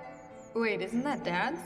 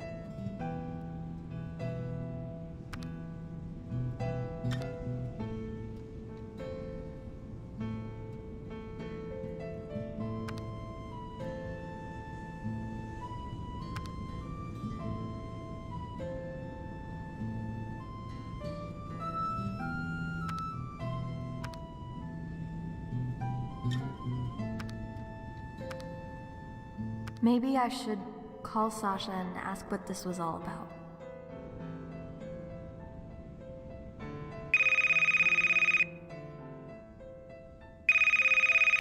What do you want?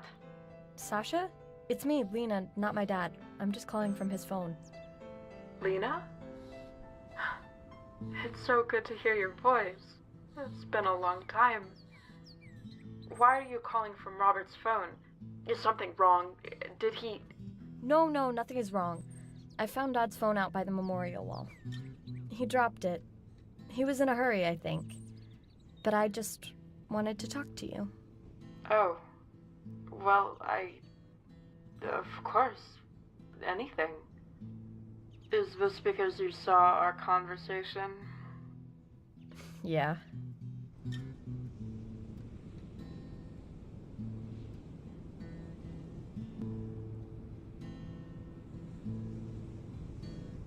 I don't like it either, knowing that he comes out here and looks at the memorial wall all the time.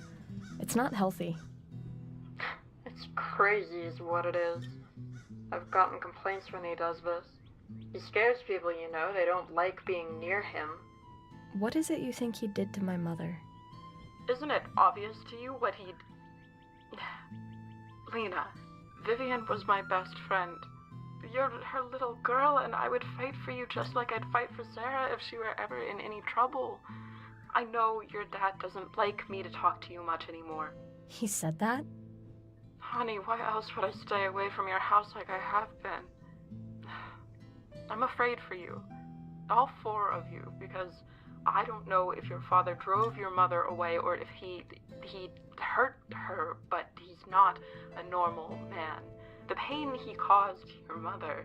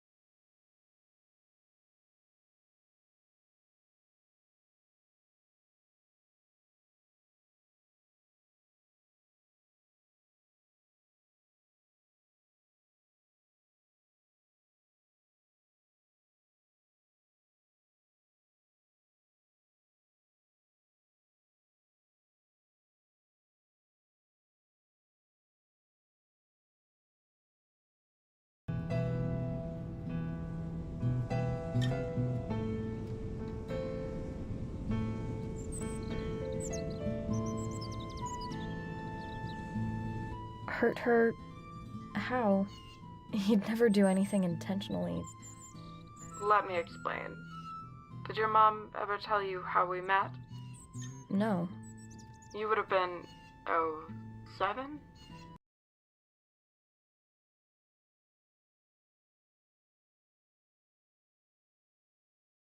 Chris had just dumped me, and I was still looking for a job, but Sarah was too thin.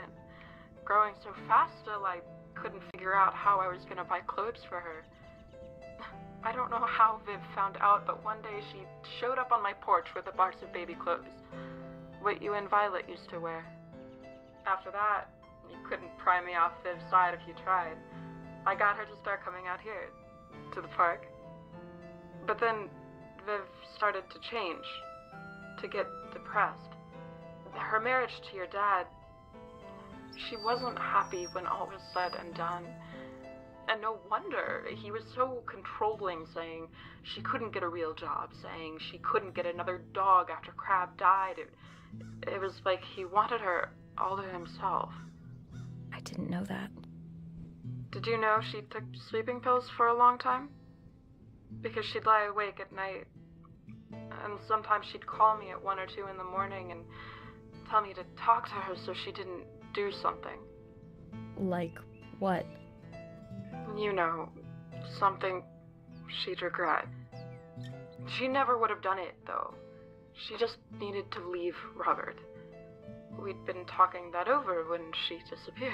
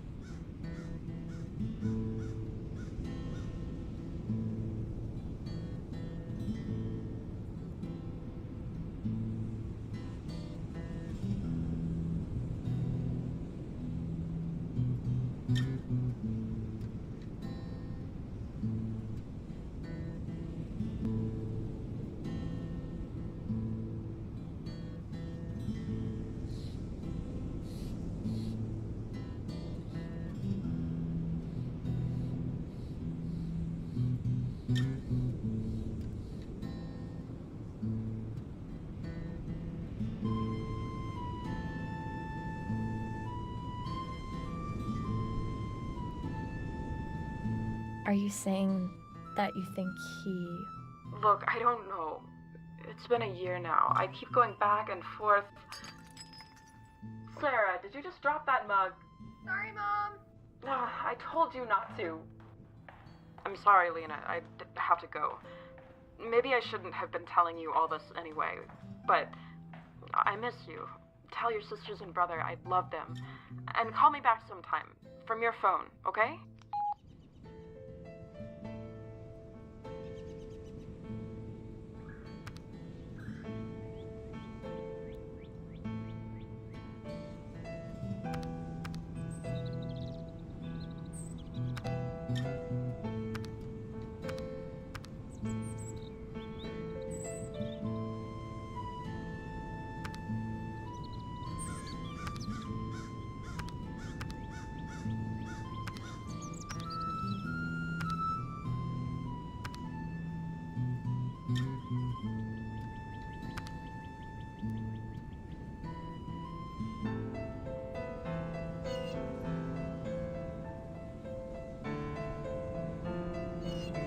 It was mostly my mom's friend Sasha who got this wall put up in.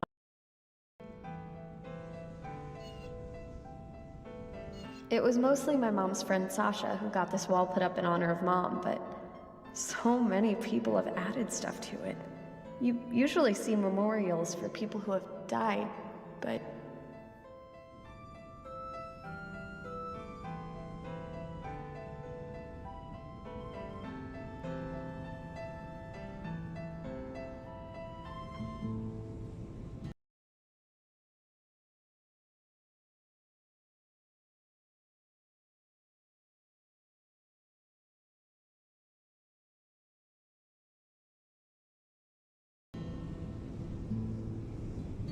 Mom never was a churchgoer. Still, the sentiment's nice.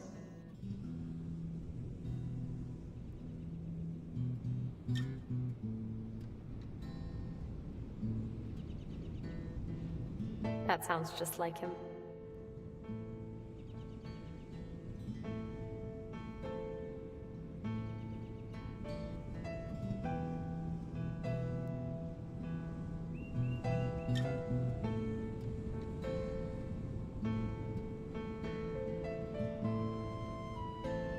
They hold camps here in the spring and summer so that kids can learn about food chains and wildlife preservation. Kids of volunteers got to go for half the regular price, so we all went every summer until we aged out. Mom would pack us a lunch, and we'd eat it here with all the other kids. Always the same thing, an apple, a clementine, and a PB&J. She was creative with plenty of stuff, but not packed lunches.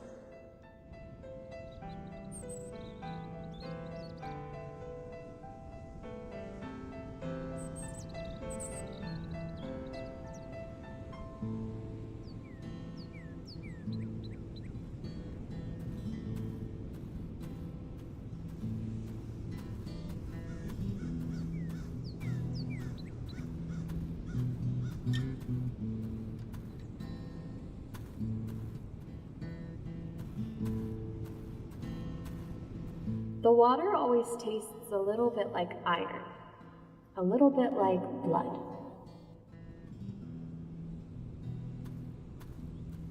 The bathrooms are the size of porta potties, but at least they have soap.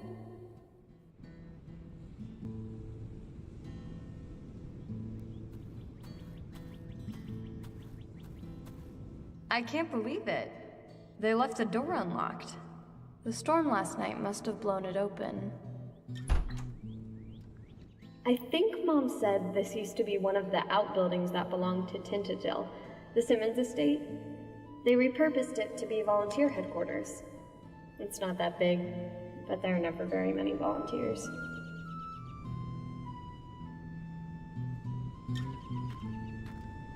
In my expert opinion, these were once snickerdoodles.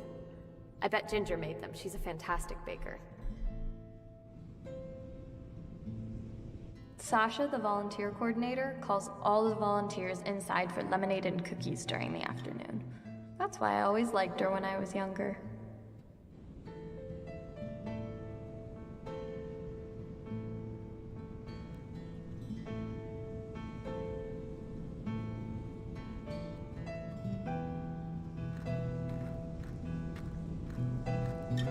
This was a gift from Mom to the volunteers. It's her favorite poem. All Yeats's fairies, glimmering midnights. Man, she loves that stuff.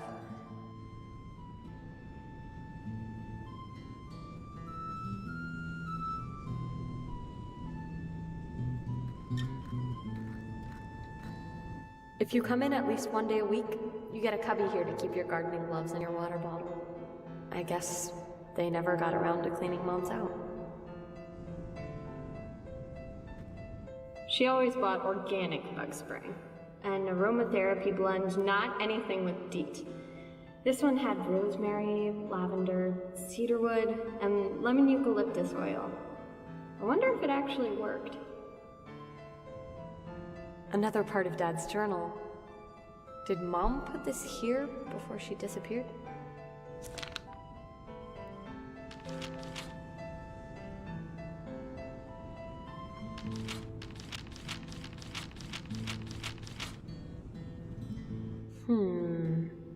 I know Dad was planning on running errands this afternoon. Maybe now would be a good time to see if I can poke around his office.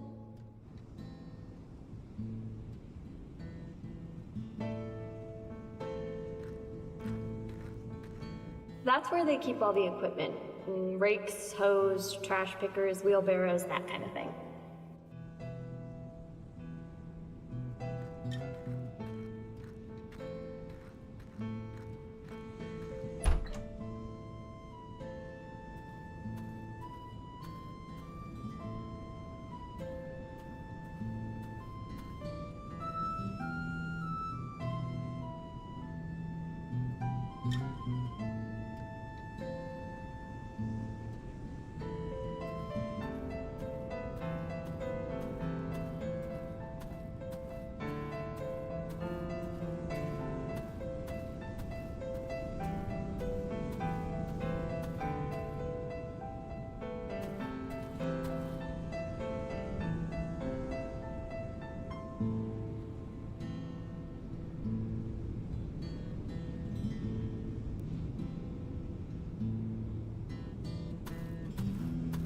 No dogs? Nobody ever paid attention to this. Littering is still one of my worst pet peeves. Probably because I'd have to pick up trash with one of those litter sticks whenever I volunteered with Mom. Do people have any idea how annoying it is to pick up 50 energy bar wrappers in a row? Litter.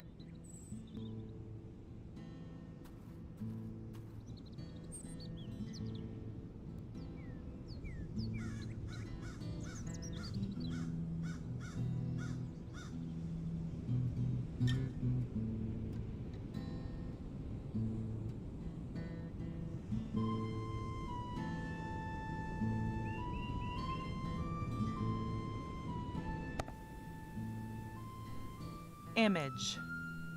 IMAGE. Good. Spooky. SPOOKY. Right. Mistook. MISTUK. Try again. Oh, MISTOOK. Very nice. That's all of them. I think you're ready for your quiz. Crab, sit. I fed you already. Mommy, is it true you didn't always know how to read? Well, none of us are born knowing how to read. Yes, but I mean, you didn't know how until you were older. Who told you that? Daddy mentioned it. He was right. I had a learning disability when I was younger. Like dyslexia? Yes, but worse. And no one gave you special help? No. Not where I was from. Where are you from?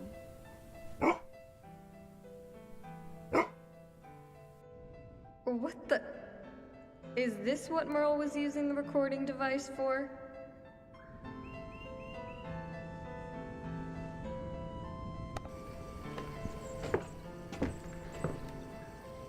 Merle, I have to tell you something sad, okay? What? Crab died while you were at school today. Crab died? Yes. He had a heart attack while I was taking him out for a walk. He died very fast, not much pain. I'm so sorry, love. What happens to dogs when they die? What do you think happens? No, I asked you. Well, what I think happens to every living creature when it dies is that its energy flows into something else natural. A nest of baby birds that are hatching, for example, or a summer storm. Maybe even part of a new person. Well, I think Crab is a cloud now, then. You would like that.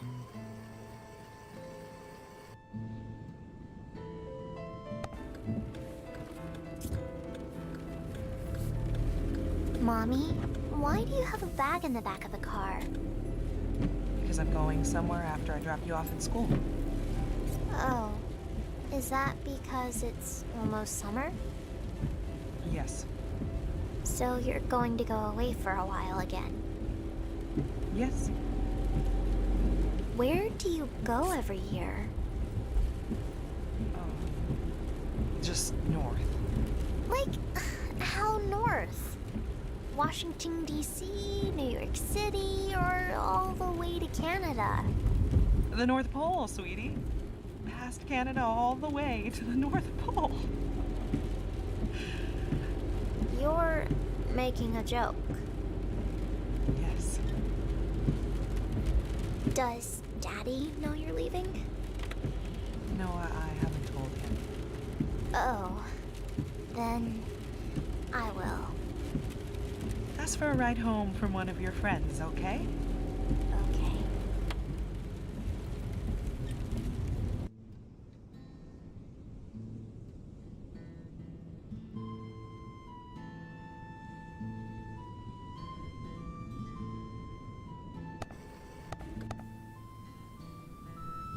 Image. IMAGE. Good. Spooky. SPOOKY. Right.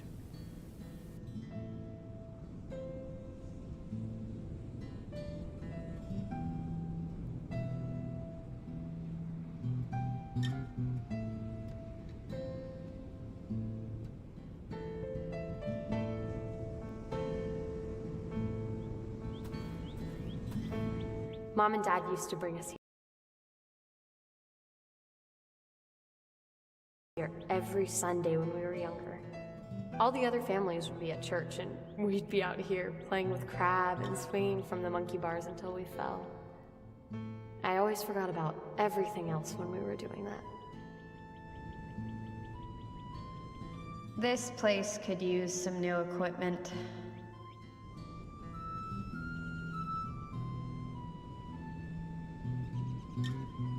People say that the woods around here are haunted by a witch who was burned at the stake in Avon County.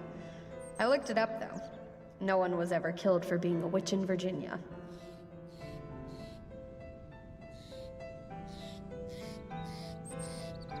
People say that When we were little, Mom made Violet and me sign up for the kids' soccer team because she thought it would be good for us. We just sat on the sidelines and made daisy chains. all the teams in the local kids' soccer league are named after birds. Merle's is the pocket-sized pelicans. They should fire whichever coach picked that name.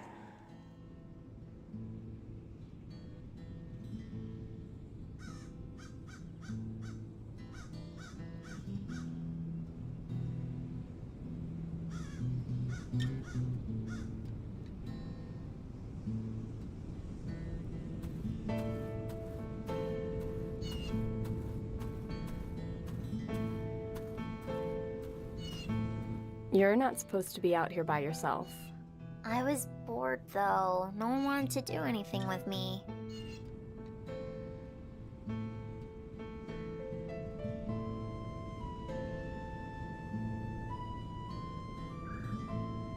You could have asked me. I would have played with you.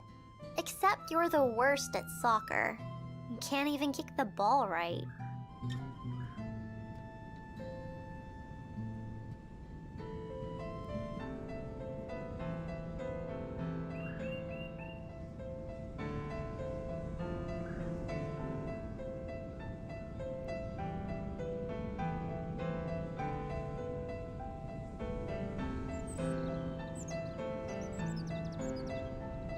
You're right. You are pretty good at this. Whatever. I kinda like practicing by myself anyway. Then I can do whatever I want. As long as you're safe practicing by yourself. So, are you ready for your next swim meet? Duh! We're gonna kick the other team's butts! I'm gonna be and then they'll be like, After all, they don't call me Sharknado for nothing. They call you Sharknado? Yeah, it's my team nickname. I picked it after that movie. You know, the one with the sharks and a tornado.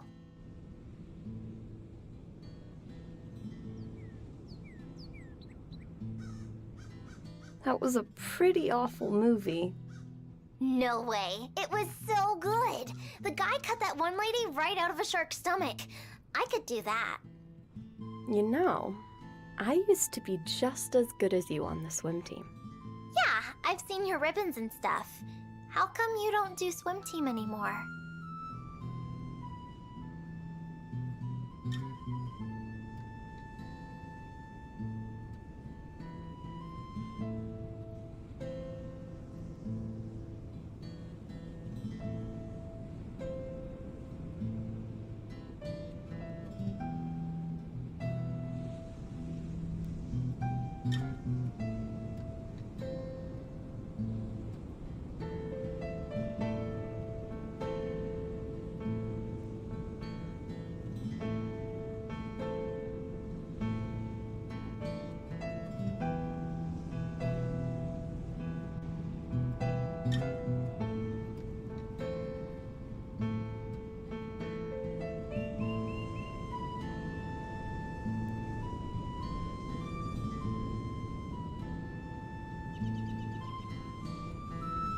Oh, swim team was never something I wanted to do forever. I was just a really great swimmer. I want to do it forever, though. I like getting in the water. It feels all slippery on my skin. Maybe you'll keep thinking that way, and maybe you'll change your mind as you get older. Who knows? Oh, okay. Is it like how you used to be able to hear birds talking, but now you can't?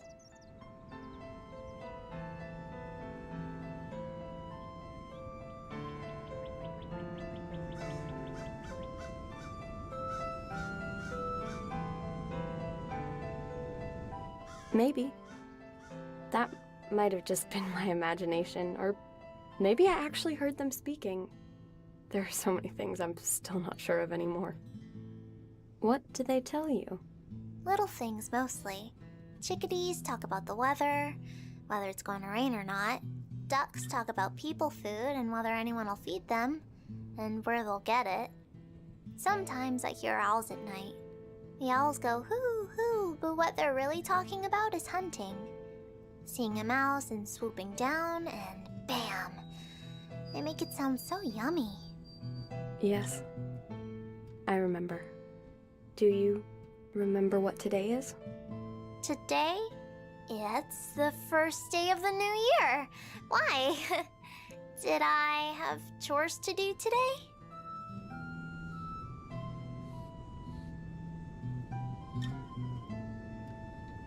This day last year is when Mom disappeared. Have you thought about it at all? No. You mean you don't think about it ever? I just don't like to. Not having a mom anymore is weird.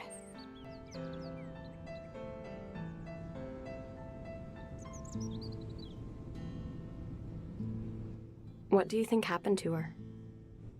Merle? The birds say things. Maybe she... Maybe she what?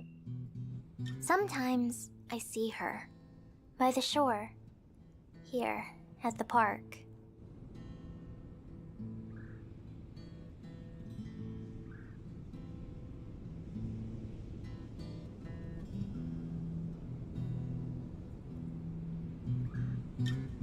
I believe you. Thanks. Explain to me what you mean. You know how there are always swans swimming near the beach here? Well, she's one of them. You mean she's actually a swan? Yup.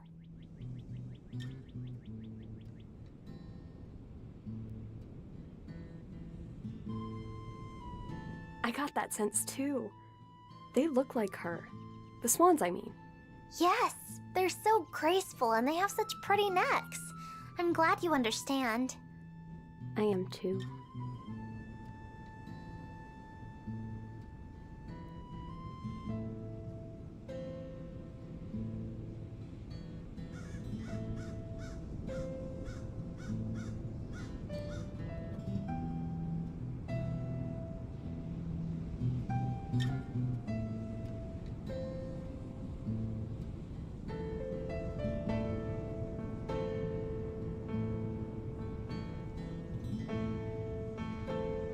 Do you think she'll ever come back?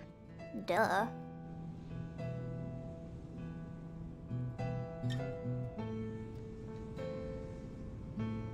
I want to believe she'll come back too. Then just believe it. I do.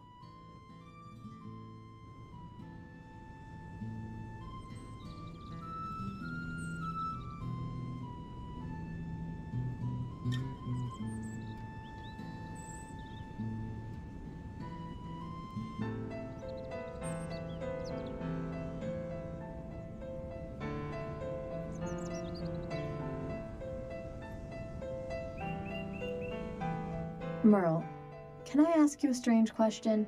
And can you not tell Dad that I asked you this? Well, sure, I guess. Do you have the lost key to get into Dad's office?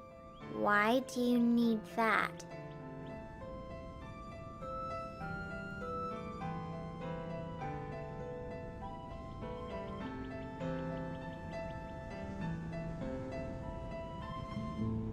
Well, to be honest, I want to read part of his diary. Oh, yeah, part of it's in there, but I've never read it. So you do have the key? Uh-huh. You mean you saw the journal and you weren't curious even a little bit? Not really. There was a lot of other stuff to look at. Like all of his books on birds. How did you even get the key? Easy. I was up early on a Monday morning reading a book so I could fill in the reading journal that Miss Prescott makes us do. Merle. Sorry. I just forgotten to read for an hour that weekend, and we have to write down the exact time we started and stopped and what we read about, so I couldn't just make it up. Anyway, I saw Dad come out of his office to leave for work. He closed and locked the door and tried to put the key in his back pocket, but instead of staying there, it slipped down onto the floor. It didn't make any sounds because the carpet muffled it. So I went to go pick it up. Bet you're all surprised.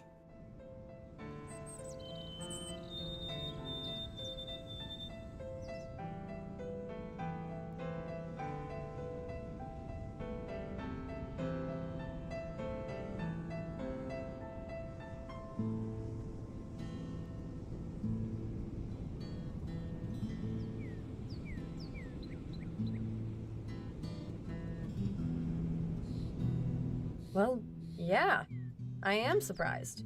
Oh yeah, I am so cool. You know something? You really are. So, can I have the key? Yeah, sure. And you can keep it. I'm done playing spy.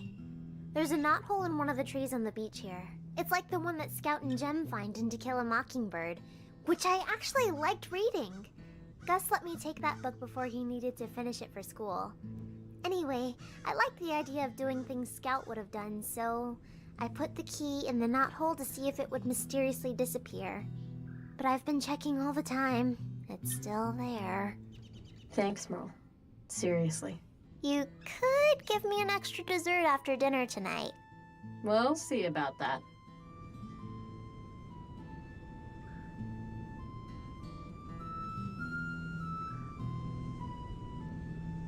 You did those drawings in your room yourself, right? Uh-huh. I just wanted to ask you about them.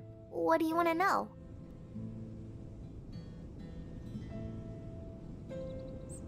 What is the thing with the feathers? That thing? Oh, Okay, you can't tell Daddy, alright? I was playing in Mommy and Daddy's bathroom about a year ago. I tried on a little bit of the perfume that Daddy gave Mommy that she never wore. The one that smelled like honeysuckle. And I sprayed some of Daddy's shaving cream in the sink just to touch it.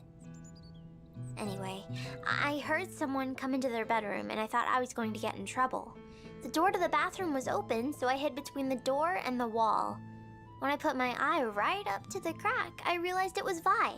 She went into their closet. I wanted to leave, but I couldn't because I knew she'd hear me. And she came out of the closet wearing this white dress, the one in my drawing. She looked so pretty. This was before Vi's face got all dark and sad, so she looked happy to be in the dress. She spun around in front of the mirror a few times and the feathers flew out to the sides like little bits of dandelion. Then she took it off and went running downstairs. So I snuck back out of the bathroom and creeped down to my room. Wait, you actually saw that? That's what I said.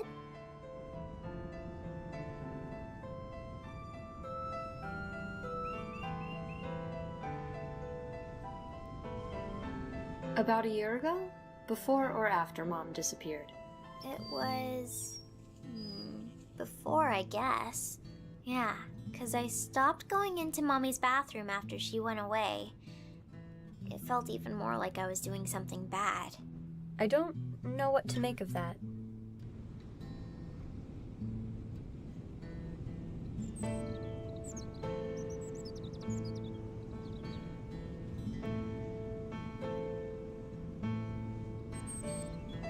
Why did you draw Dad speaking with the birds? You, I could understand, or me, or even Vi or Gus, but Dad? Because he tries to. Haven't you ever noticed? And he pretends that the birds are talking back, except they aren't, because they can't understand him.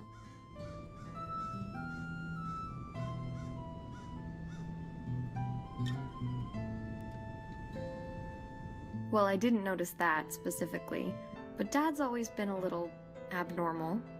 He doesn't think like other people. It worries me.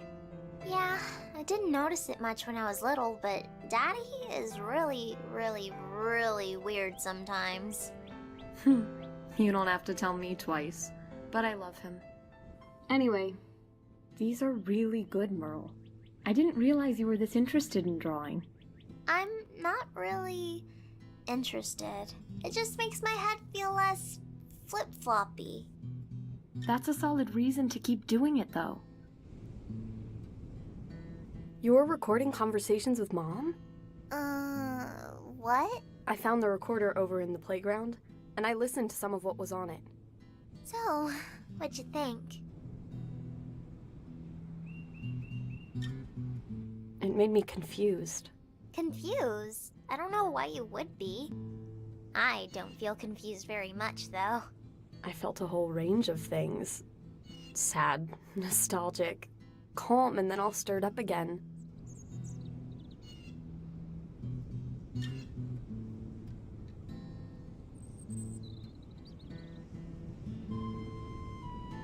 About that first recording, the one where Mom was helping you with your spelling, did she ever tell you where she was from?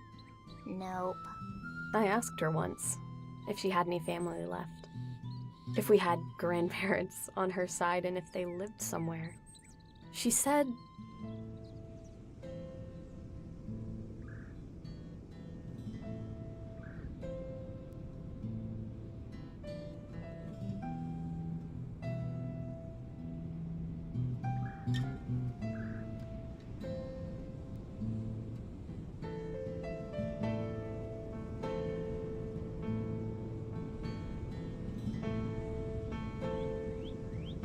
She was raised by her mother in a little town in New Hampshire, and her mother died of cancer when Mom was 20. She never told me that.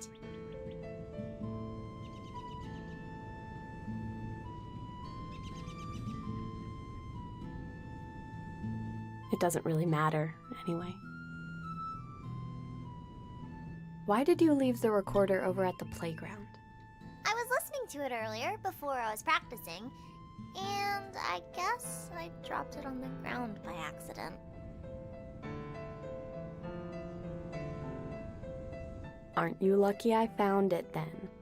I would have found it myself, eventually. Were you just recording Mom? Of course not. I recorded everyone. It was fun. I got to feel like a spy. Then I'd play back the conversations later and pretend like I was looking through the evidence so I could catch people. Catch them at what? Treason, murder, being unfair, and forgetting to put a brownie in my lunch for school. Anything. But Mom's was the only voice on there. I deleted most of the recordings after a while. I just kept a few. The ones I liked listening to a lot. How long have you been doing this? I don't know. 2 years, maybe? I got it for Christmas. And nobody ever noticed that you were recording them? Nope, because it looks like a flash drive, and it's so little I can just put it in my pocket.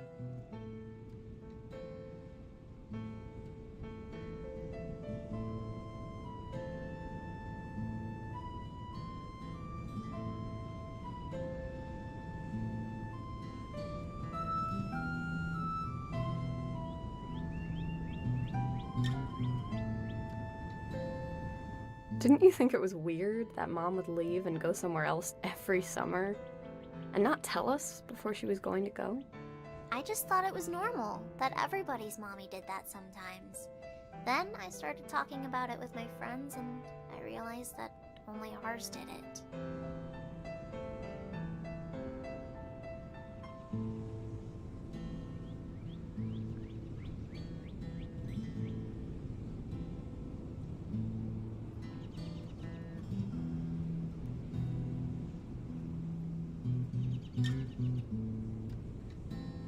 Maybe she was visiting someone she didn't want us to know about. Could have been another man.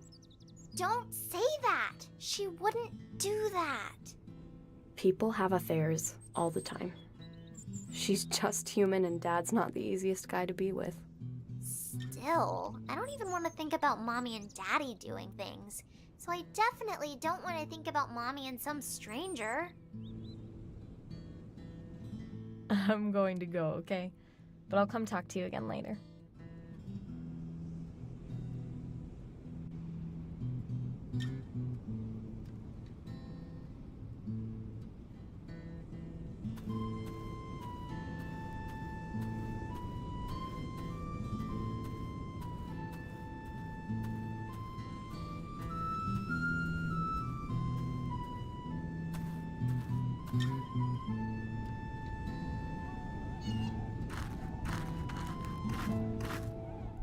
Taking random stuff out of tree knots.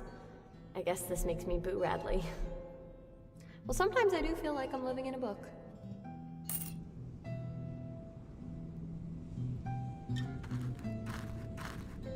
Dad said that it used to be a lot easier to catch fish along this strip of shoreline. But fish kills have made it difficult. Last year, over 100 dead menhaden washed up along here. They smelled terrible.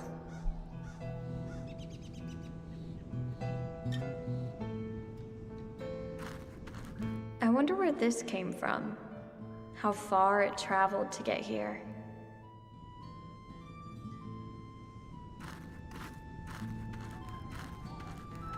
Merle's right. One of them is a lot closer.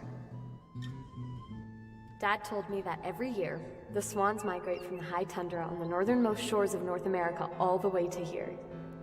It's about 4,000 miles. They're so much better traveled than anyone realizes. It's incredible what animals are capable of when they migrate, like monarch butterflies. I heard that they fly over the Great Lakes because there used to be a mountain there, and they remember the mountain, even though it's not there anymore. I wonder what it would have been like to be the first people to see this shore. And what was the weather like? Cold and gray like today? Or green and easy and full of promise? I wonder what...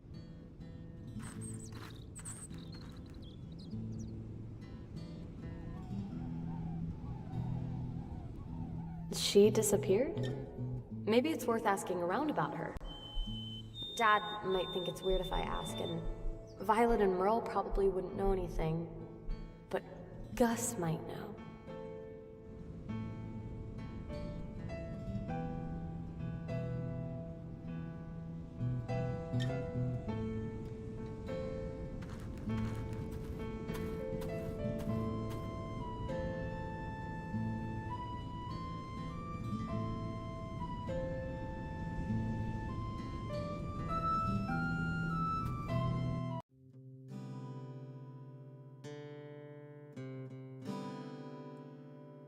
Hi, Lena.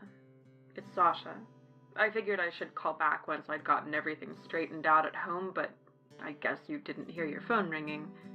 Anyway, I just wanted to apologize for dumping all of that on you.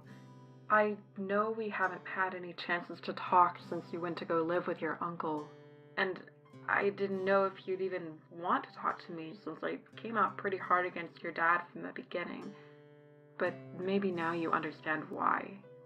When I heard that all of you were leaving your aunts and uncles' houses to go back to living with Robert, that was when I should have said something to you. About me being afraid for you all, I mean. Even so, it would take a lot to change my mind about the kind of guy your dad is, but I didn't mean to say he definitely killed your mom. I know the charges were dropped. I get this guilty feeling from him. We'll talk again soon, I hope, but just know that you're always welcome in my house, Lena. You have friends in this town.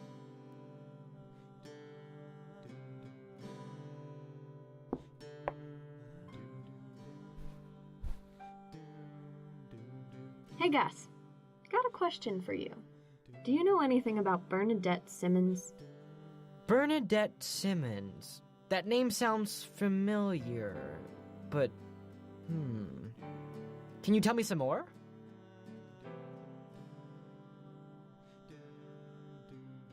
She lived at Tintagel in the 1910s. Oh, her. Yeah, now I remember. The beach at the park is named after her, isn't it? That's right. Well, yeah. I do know a little. I checked a book on Alon County history out of the library last year.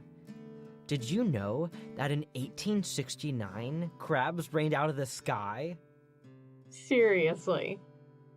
They'd been swept up by a freak tornado, then deposited on the town.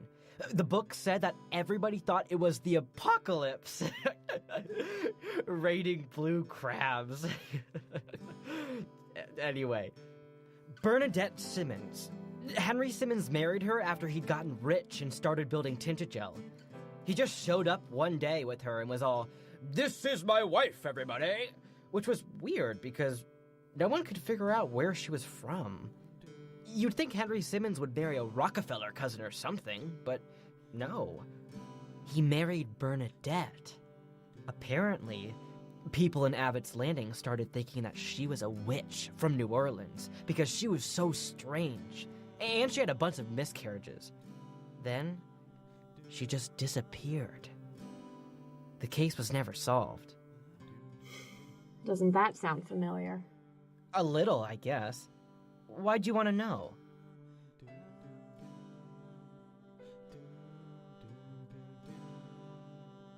I thought it might have something to do with Mom's case. Maybe, but probably not. Just because the cases sound similar doesn't mean a disappearance that long ago had anything to do with Mom.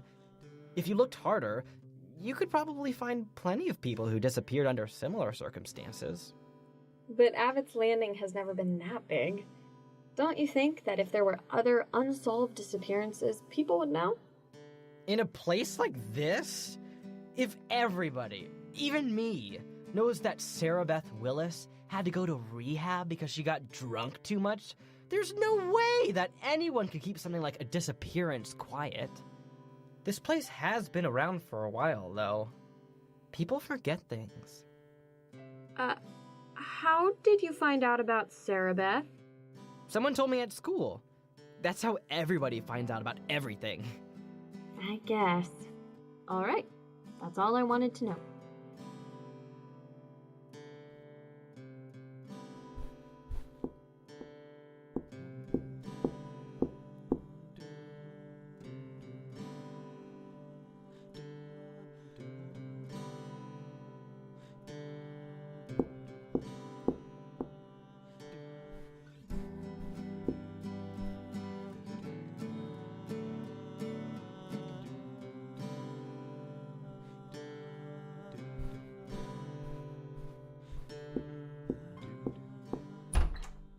So messy.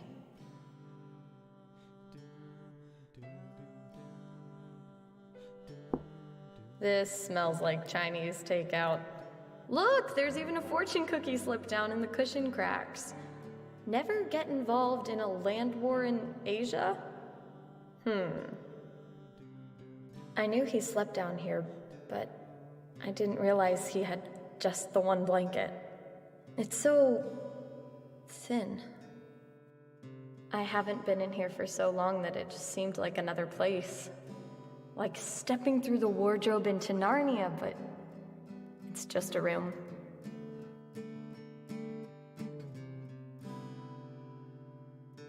Receipts from the dry cleaners, a coupon to the barbers, a list of overdue library books. He's had the complete single mother checked out for 3 months? Maybe they didn't have the complete single father.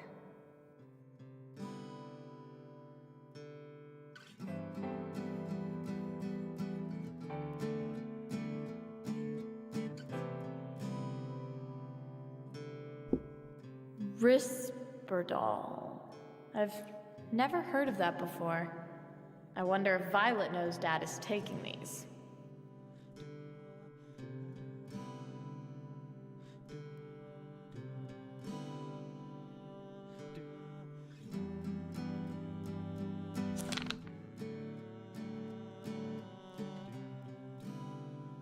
There it is. Another part of Dad's journal.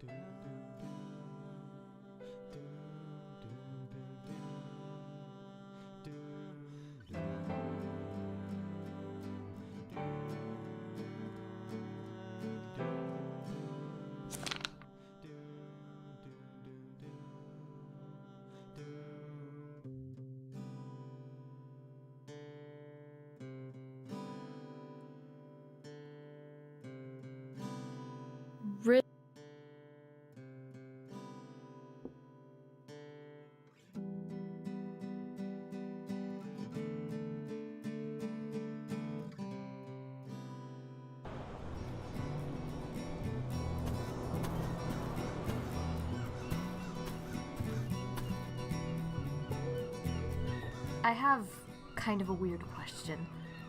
Have you ever heard of a drug called Risperdal? Oh, so you took a look around the office. Read the journal he keeps on his desk. Pretty fucked up, right? I was waiting for you to do it. Wait, you know about all this? Of course. I've been picking the lock for months. There are YouTube videos on how to do it. All you need is a $15 lock picking set from Amazon. So it was you who picked the lock on that science teacher workroom that one time? Yeah, that was me. I needed the answers to Mr. Stevens' chemistry quiz he was giving the next day, but I still failed it. Back to the whole Risperdal thing. Yeah, it's for schizophrenia. I looked it up. Wait. You mean Dad has... Yep.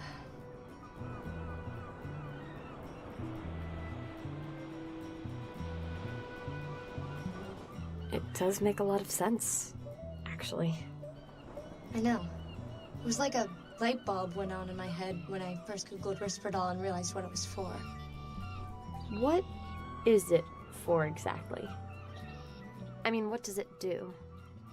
I don't know too much in the grand scheme of things. I'm no doctor, obviously, but I'll tell you what I'm sure of.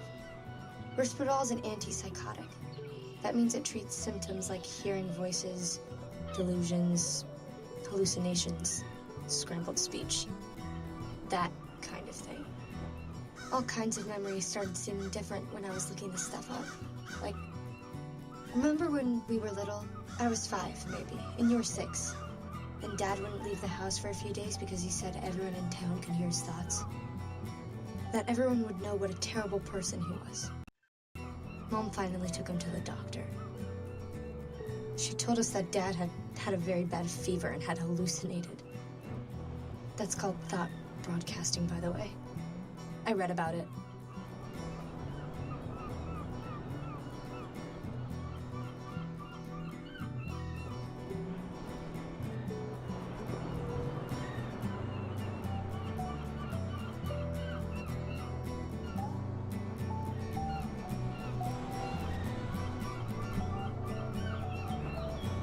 But not everything that seems strange has to be a delusion, does it? Because if it does, that means there's no room for imagination, for fantasy. I can't believe you're even questioning this. Schizophrenic delusions and a healthy imagination are not the same thing. If Dad had come up with this story in his head and then written a novel or a play or something where it's acknowledged that the story isn't true, that would be normal imagination. Believing that it actually happened and is still happening? That's delusional behavior, Lena. And the thing about delusions is that they aren't true. This is not true.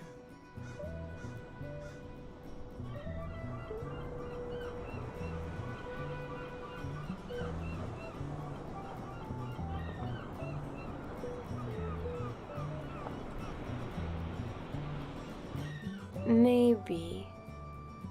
Jesus, how gullible are you? This isn't the Frog Prince or Harry Potter.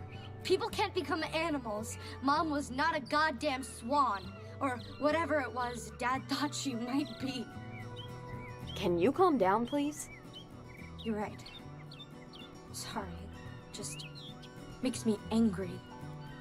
So, what are you gonna do now that you know all this?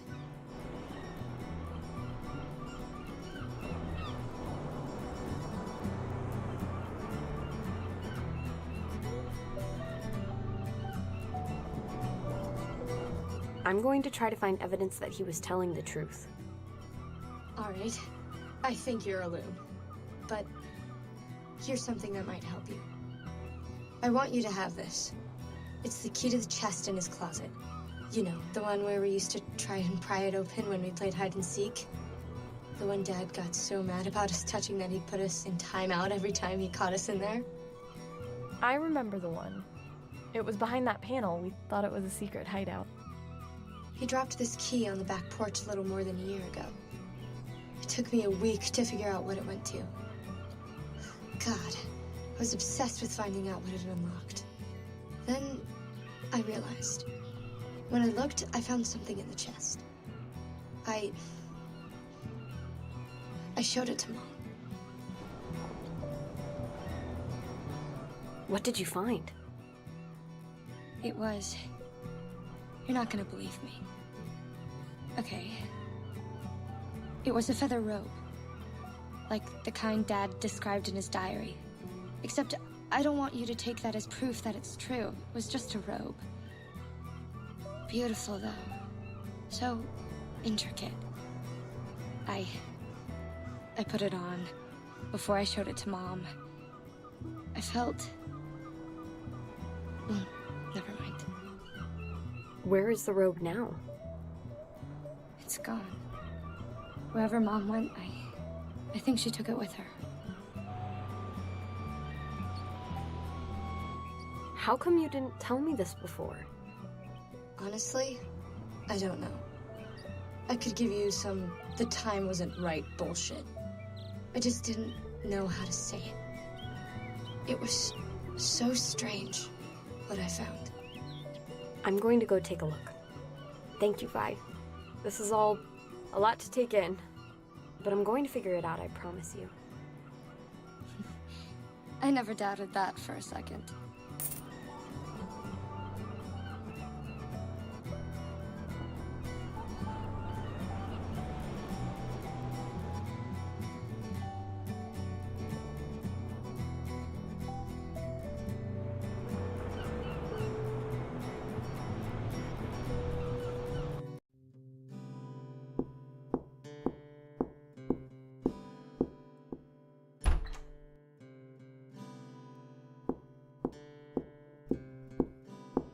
When we were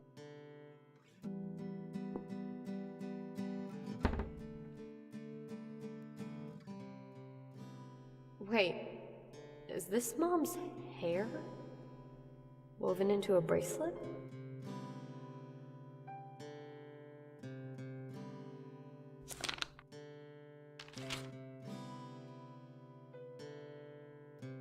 Oh, Lena.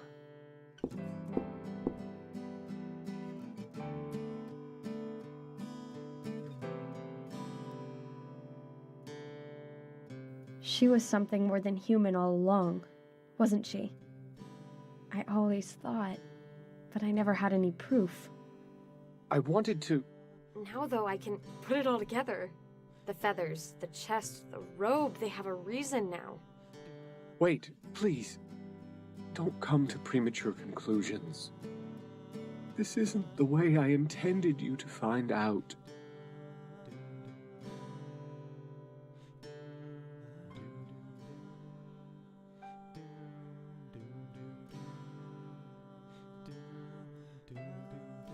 Did you want to keep this a secret forever, then?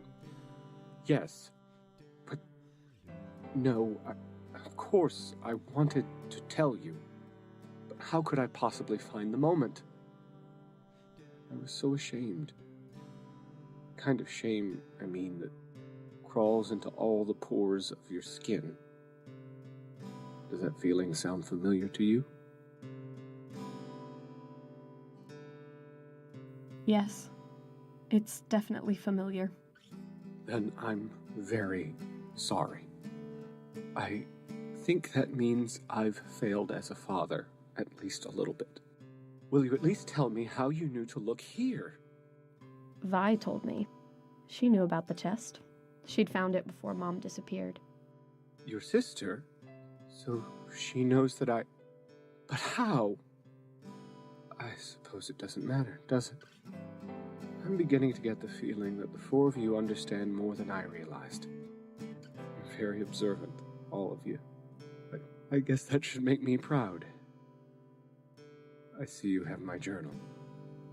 Did you read it? All of it?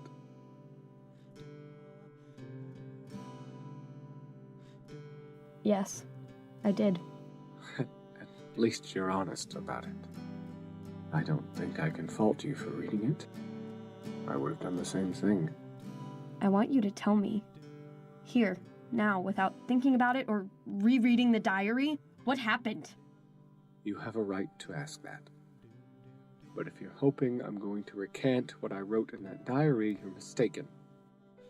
I'm not sure how aware you are of the way I've struggled all my life with my mental health. You probably knew or guessed that I was different from other children's fathers, but I don't know if you realized how different I know I don't talk about it much, because I didn't want you to realize that your father once heard and saw things he couldn't explain. That he would sometimes become convinced of things that couldn't be true. It's been a lifelong process, working with therapists and trying different combinations of medications to try and treat my delusions, but I swear, it's manageable now.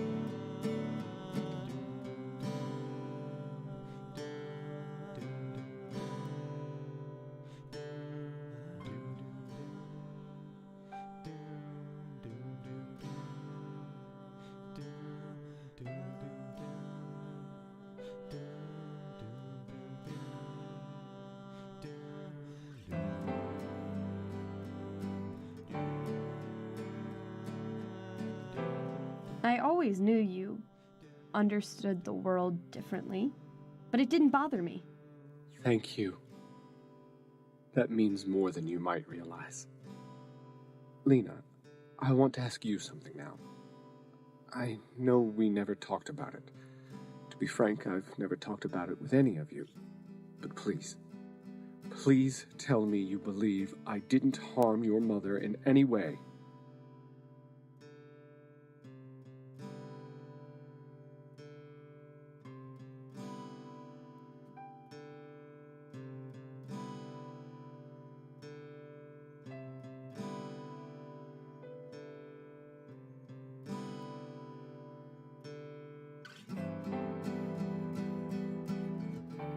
course.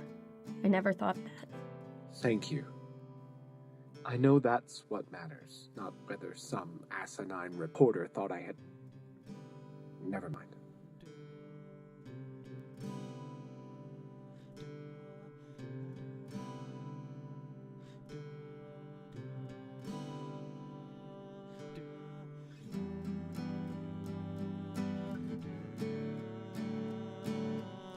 I do think she's gone, though. I can't believe she was a Swan Maiden, Dad. I just can't. What do you think, then? Do you really want to hear it? I would always be curious, otherwise. I think she went to start a new life for herself somewhere else. A life separate from you and us. Well, after all this, you have the entire story at your fingertips. It's your right to make a decision about what you think, even if it's what I know to be incorrect. Yes, it is my right. And I suppose that now I can ask whether you'll ever forgive me for the way I've treated you and your siblings, for consistently hiding parts of my life from you and leaving the four of you alone so that I could retreat into my work and ignoring you when you needed me most.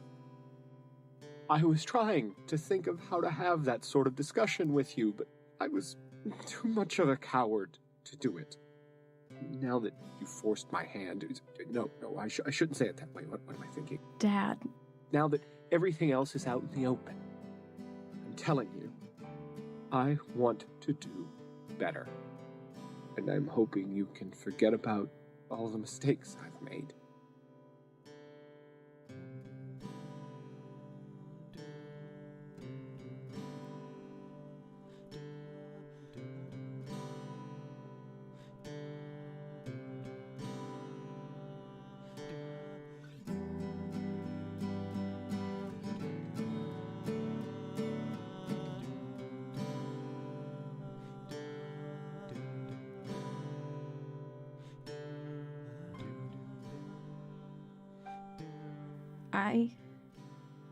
Yes. I forgive you. Oh, thank God. Thank you, Lena.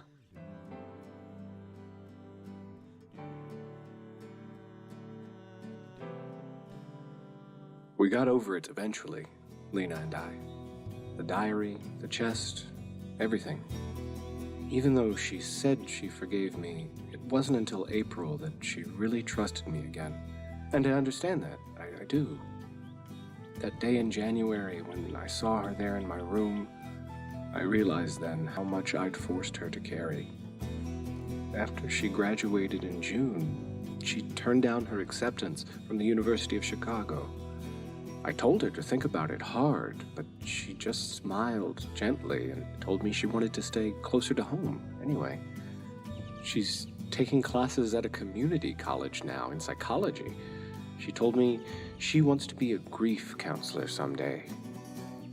Wasn't what I'd envisioned for her, but I'm very proud. Back in January, she told me she thought her mother had left us.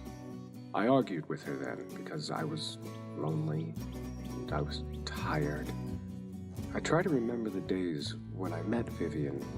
They seem hazy, like a heat barrage. Whatever the case, I've realized since then that I was loved. To think of how I came to be loved is perhaps to miss the point. I don't know what happened to my wife. None of us do. And I don't think we ever will. But we've filled that emptiness with each other. Maybe, just maybe, that will be enough.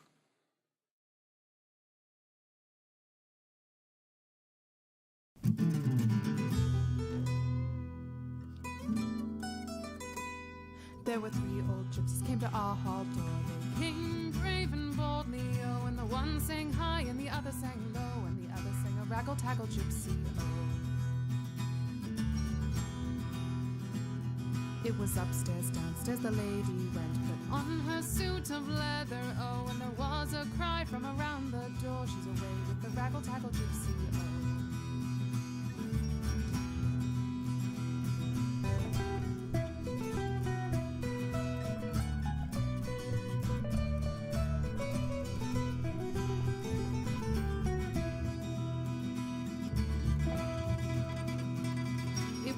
that night when the Lord came in, inquiring for his lady. Oh, and the servant girl, she says to the Lord, she's away with the raggle-taggle gypsy. Then saddle for me my milk-white steed. The big horse is not speedy, oh, and I will ride till I seek my bride. She's away with the raggle-taggle gypsy, oh.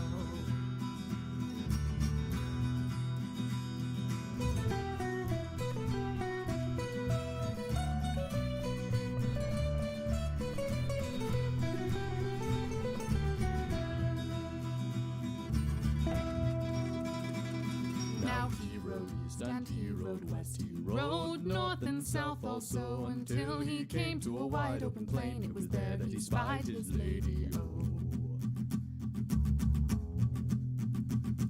Tell me, how could you leave your goose feather bed, your blanket strewn so calmly, oh?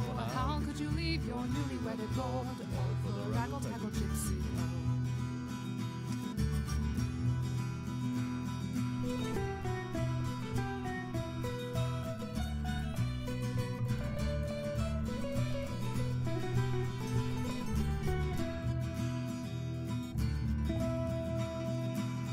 Well, what care I for my goose feather bed, for my blanket strewn so calmly, oh? Tonight I lie in a wide open field in the arms of a raggle-taggle gypsy, oh.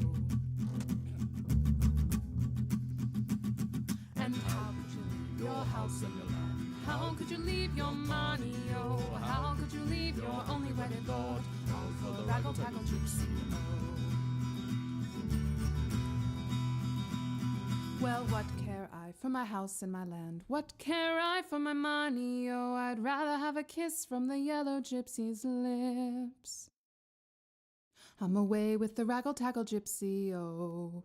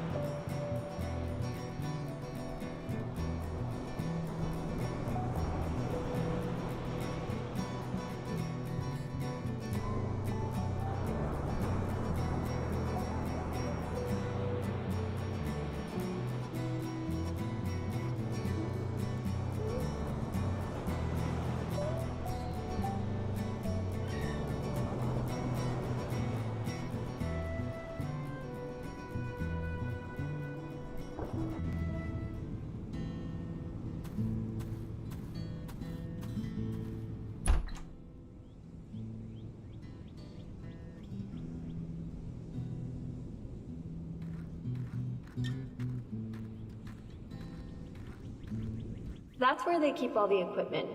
Rakes, hose.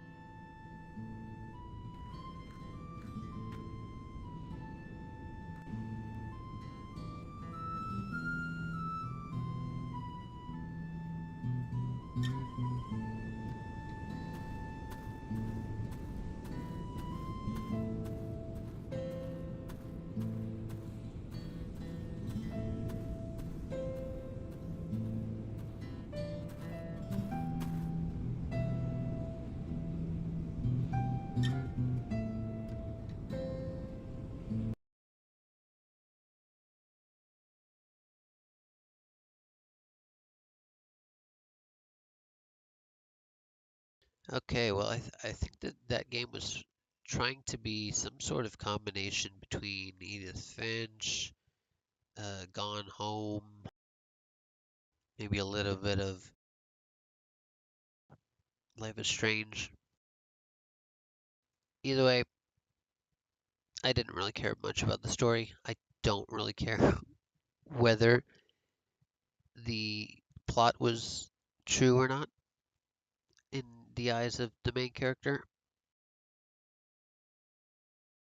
Doesn't make sense. I mean, the father was on meds. May or may not mean that what he said in his diary was true. Who knows? No idea.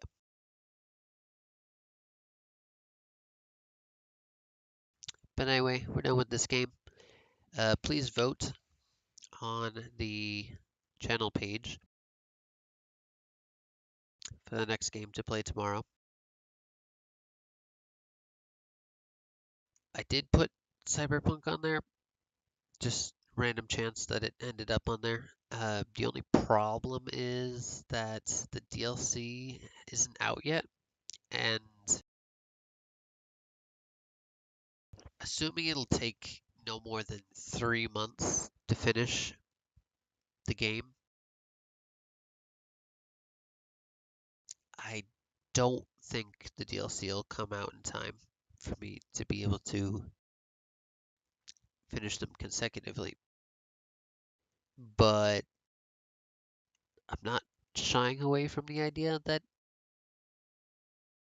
we can just play it now and resume later. The only problem is, well, we'll see. But if the VODs are no longer than a part, which they probably will be longer than a part, then I'd rather wait to finish it later. It's supposed to have like over 100 hours, so I don't think that'll be a problem.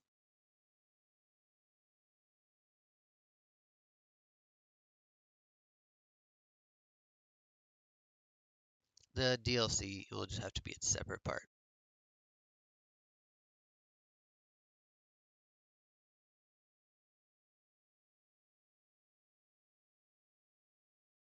But who knows? Maybe we'll get more votes for something else before then. But anyway, now that we're done with this game, we have less than an hour left until we're supposed to start multiplayer anyway. So let's start multiplayer. Probably Town of Salem we're starting with. I mean, if anyone joins the stream and say they want to watch some Clue or Uno, we could play that. But at least when I did decide to play that on my own, nobody came around. So it's up to you guys. Stay tuned on the channel. We'll be right back with multiplayer.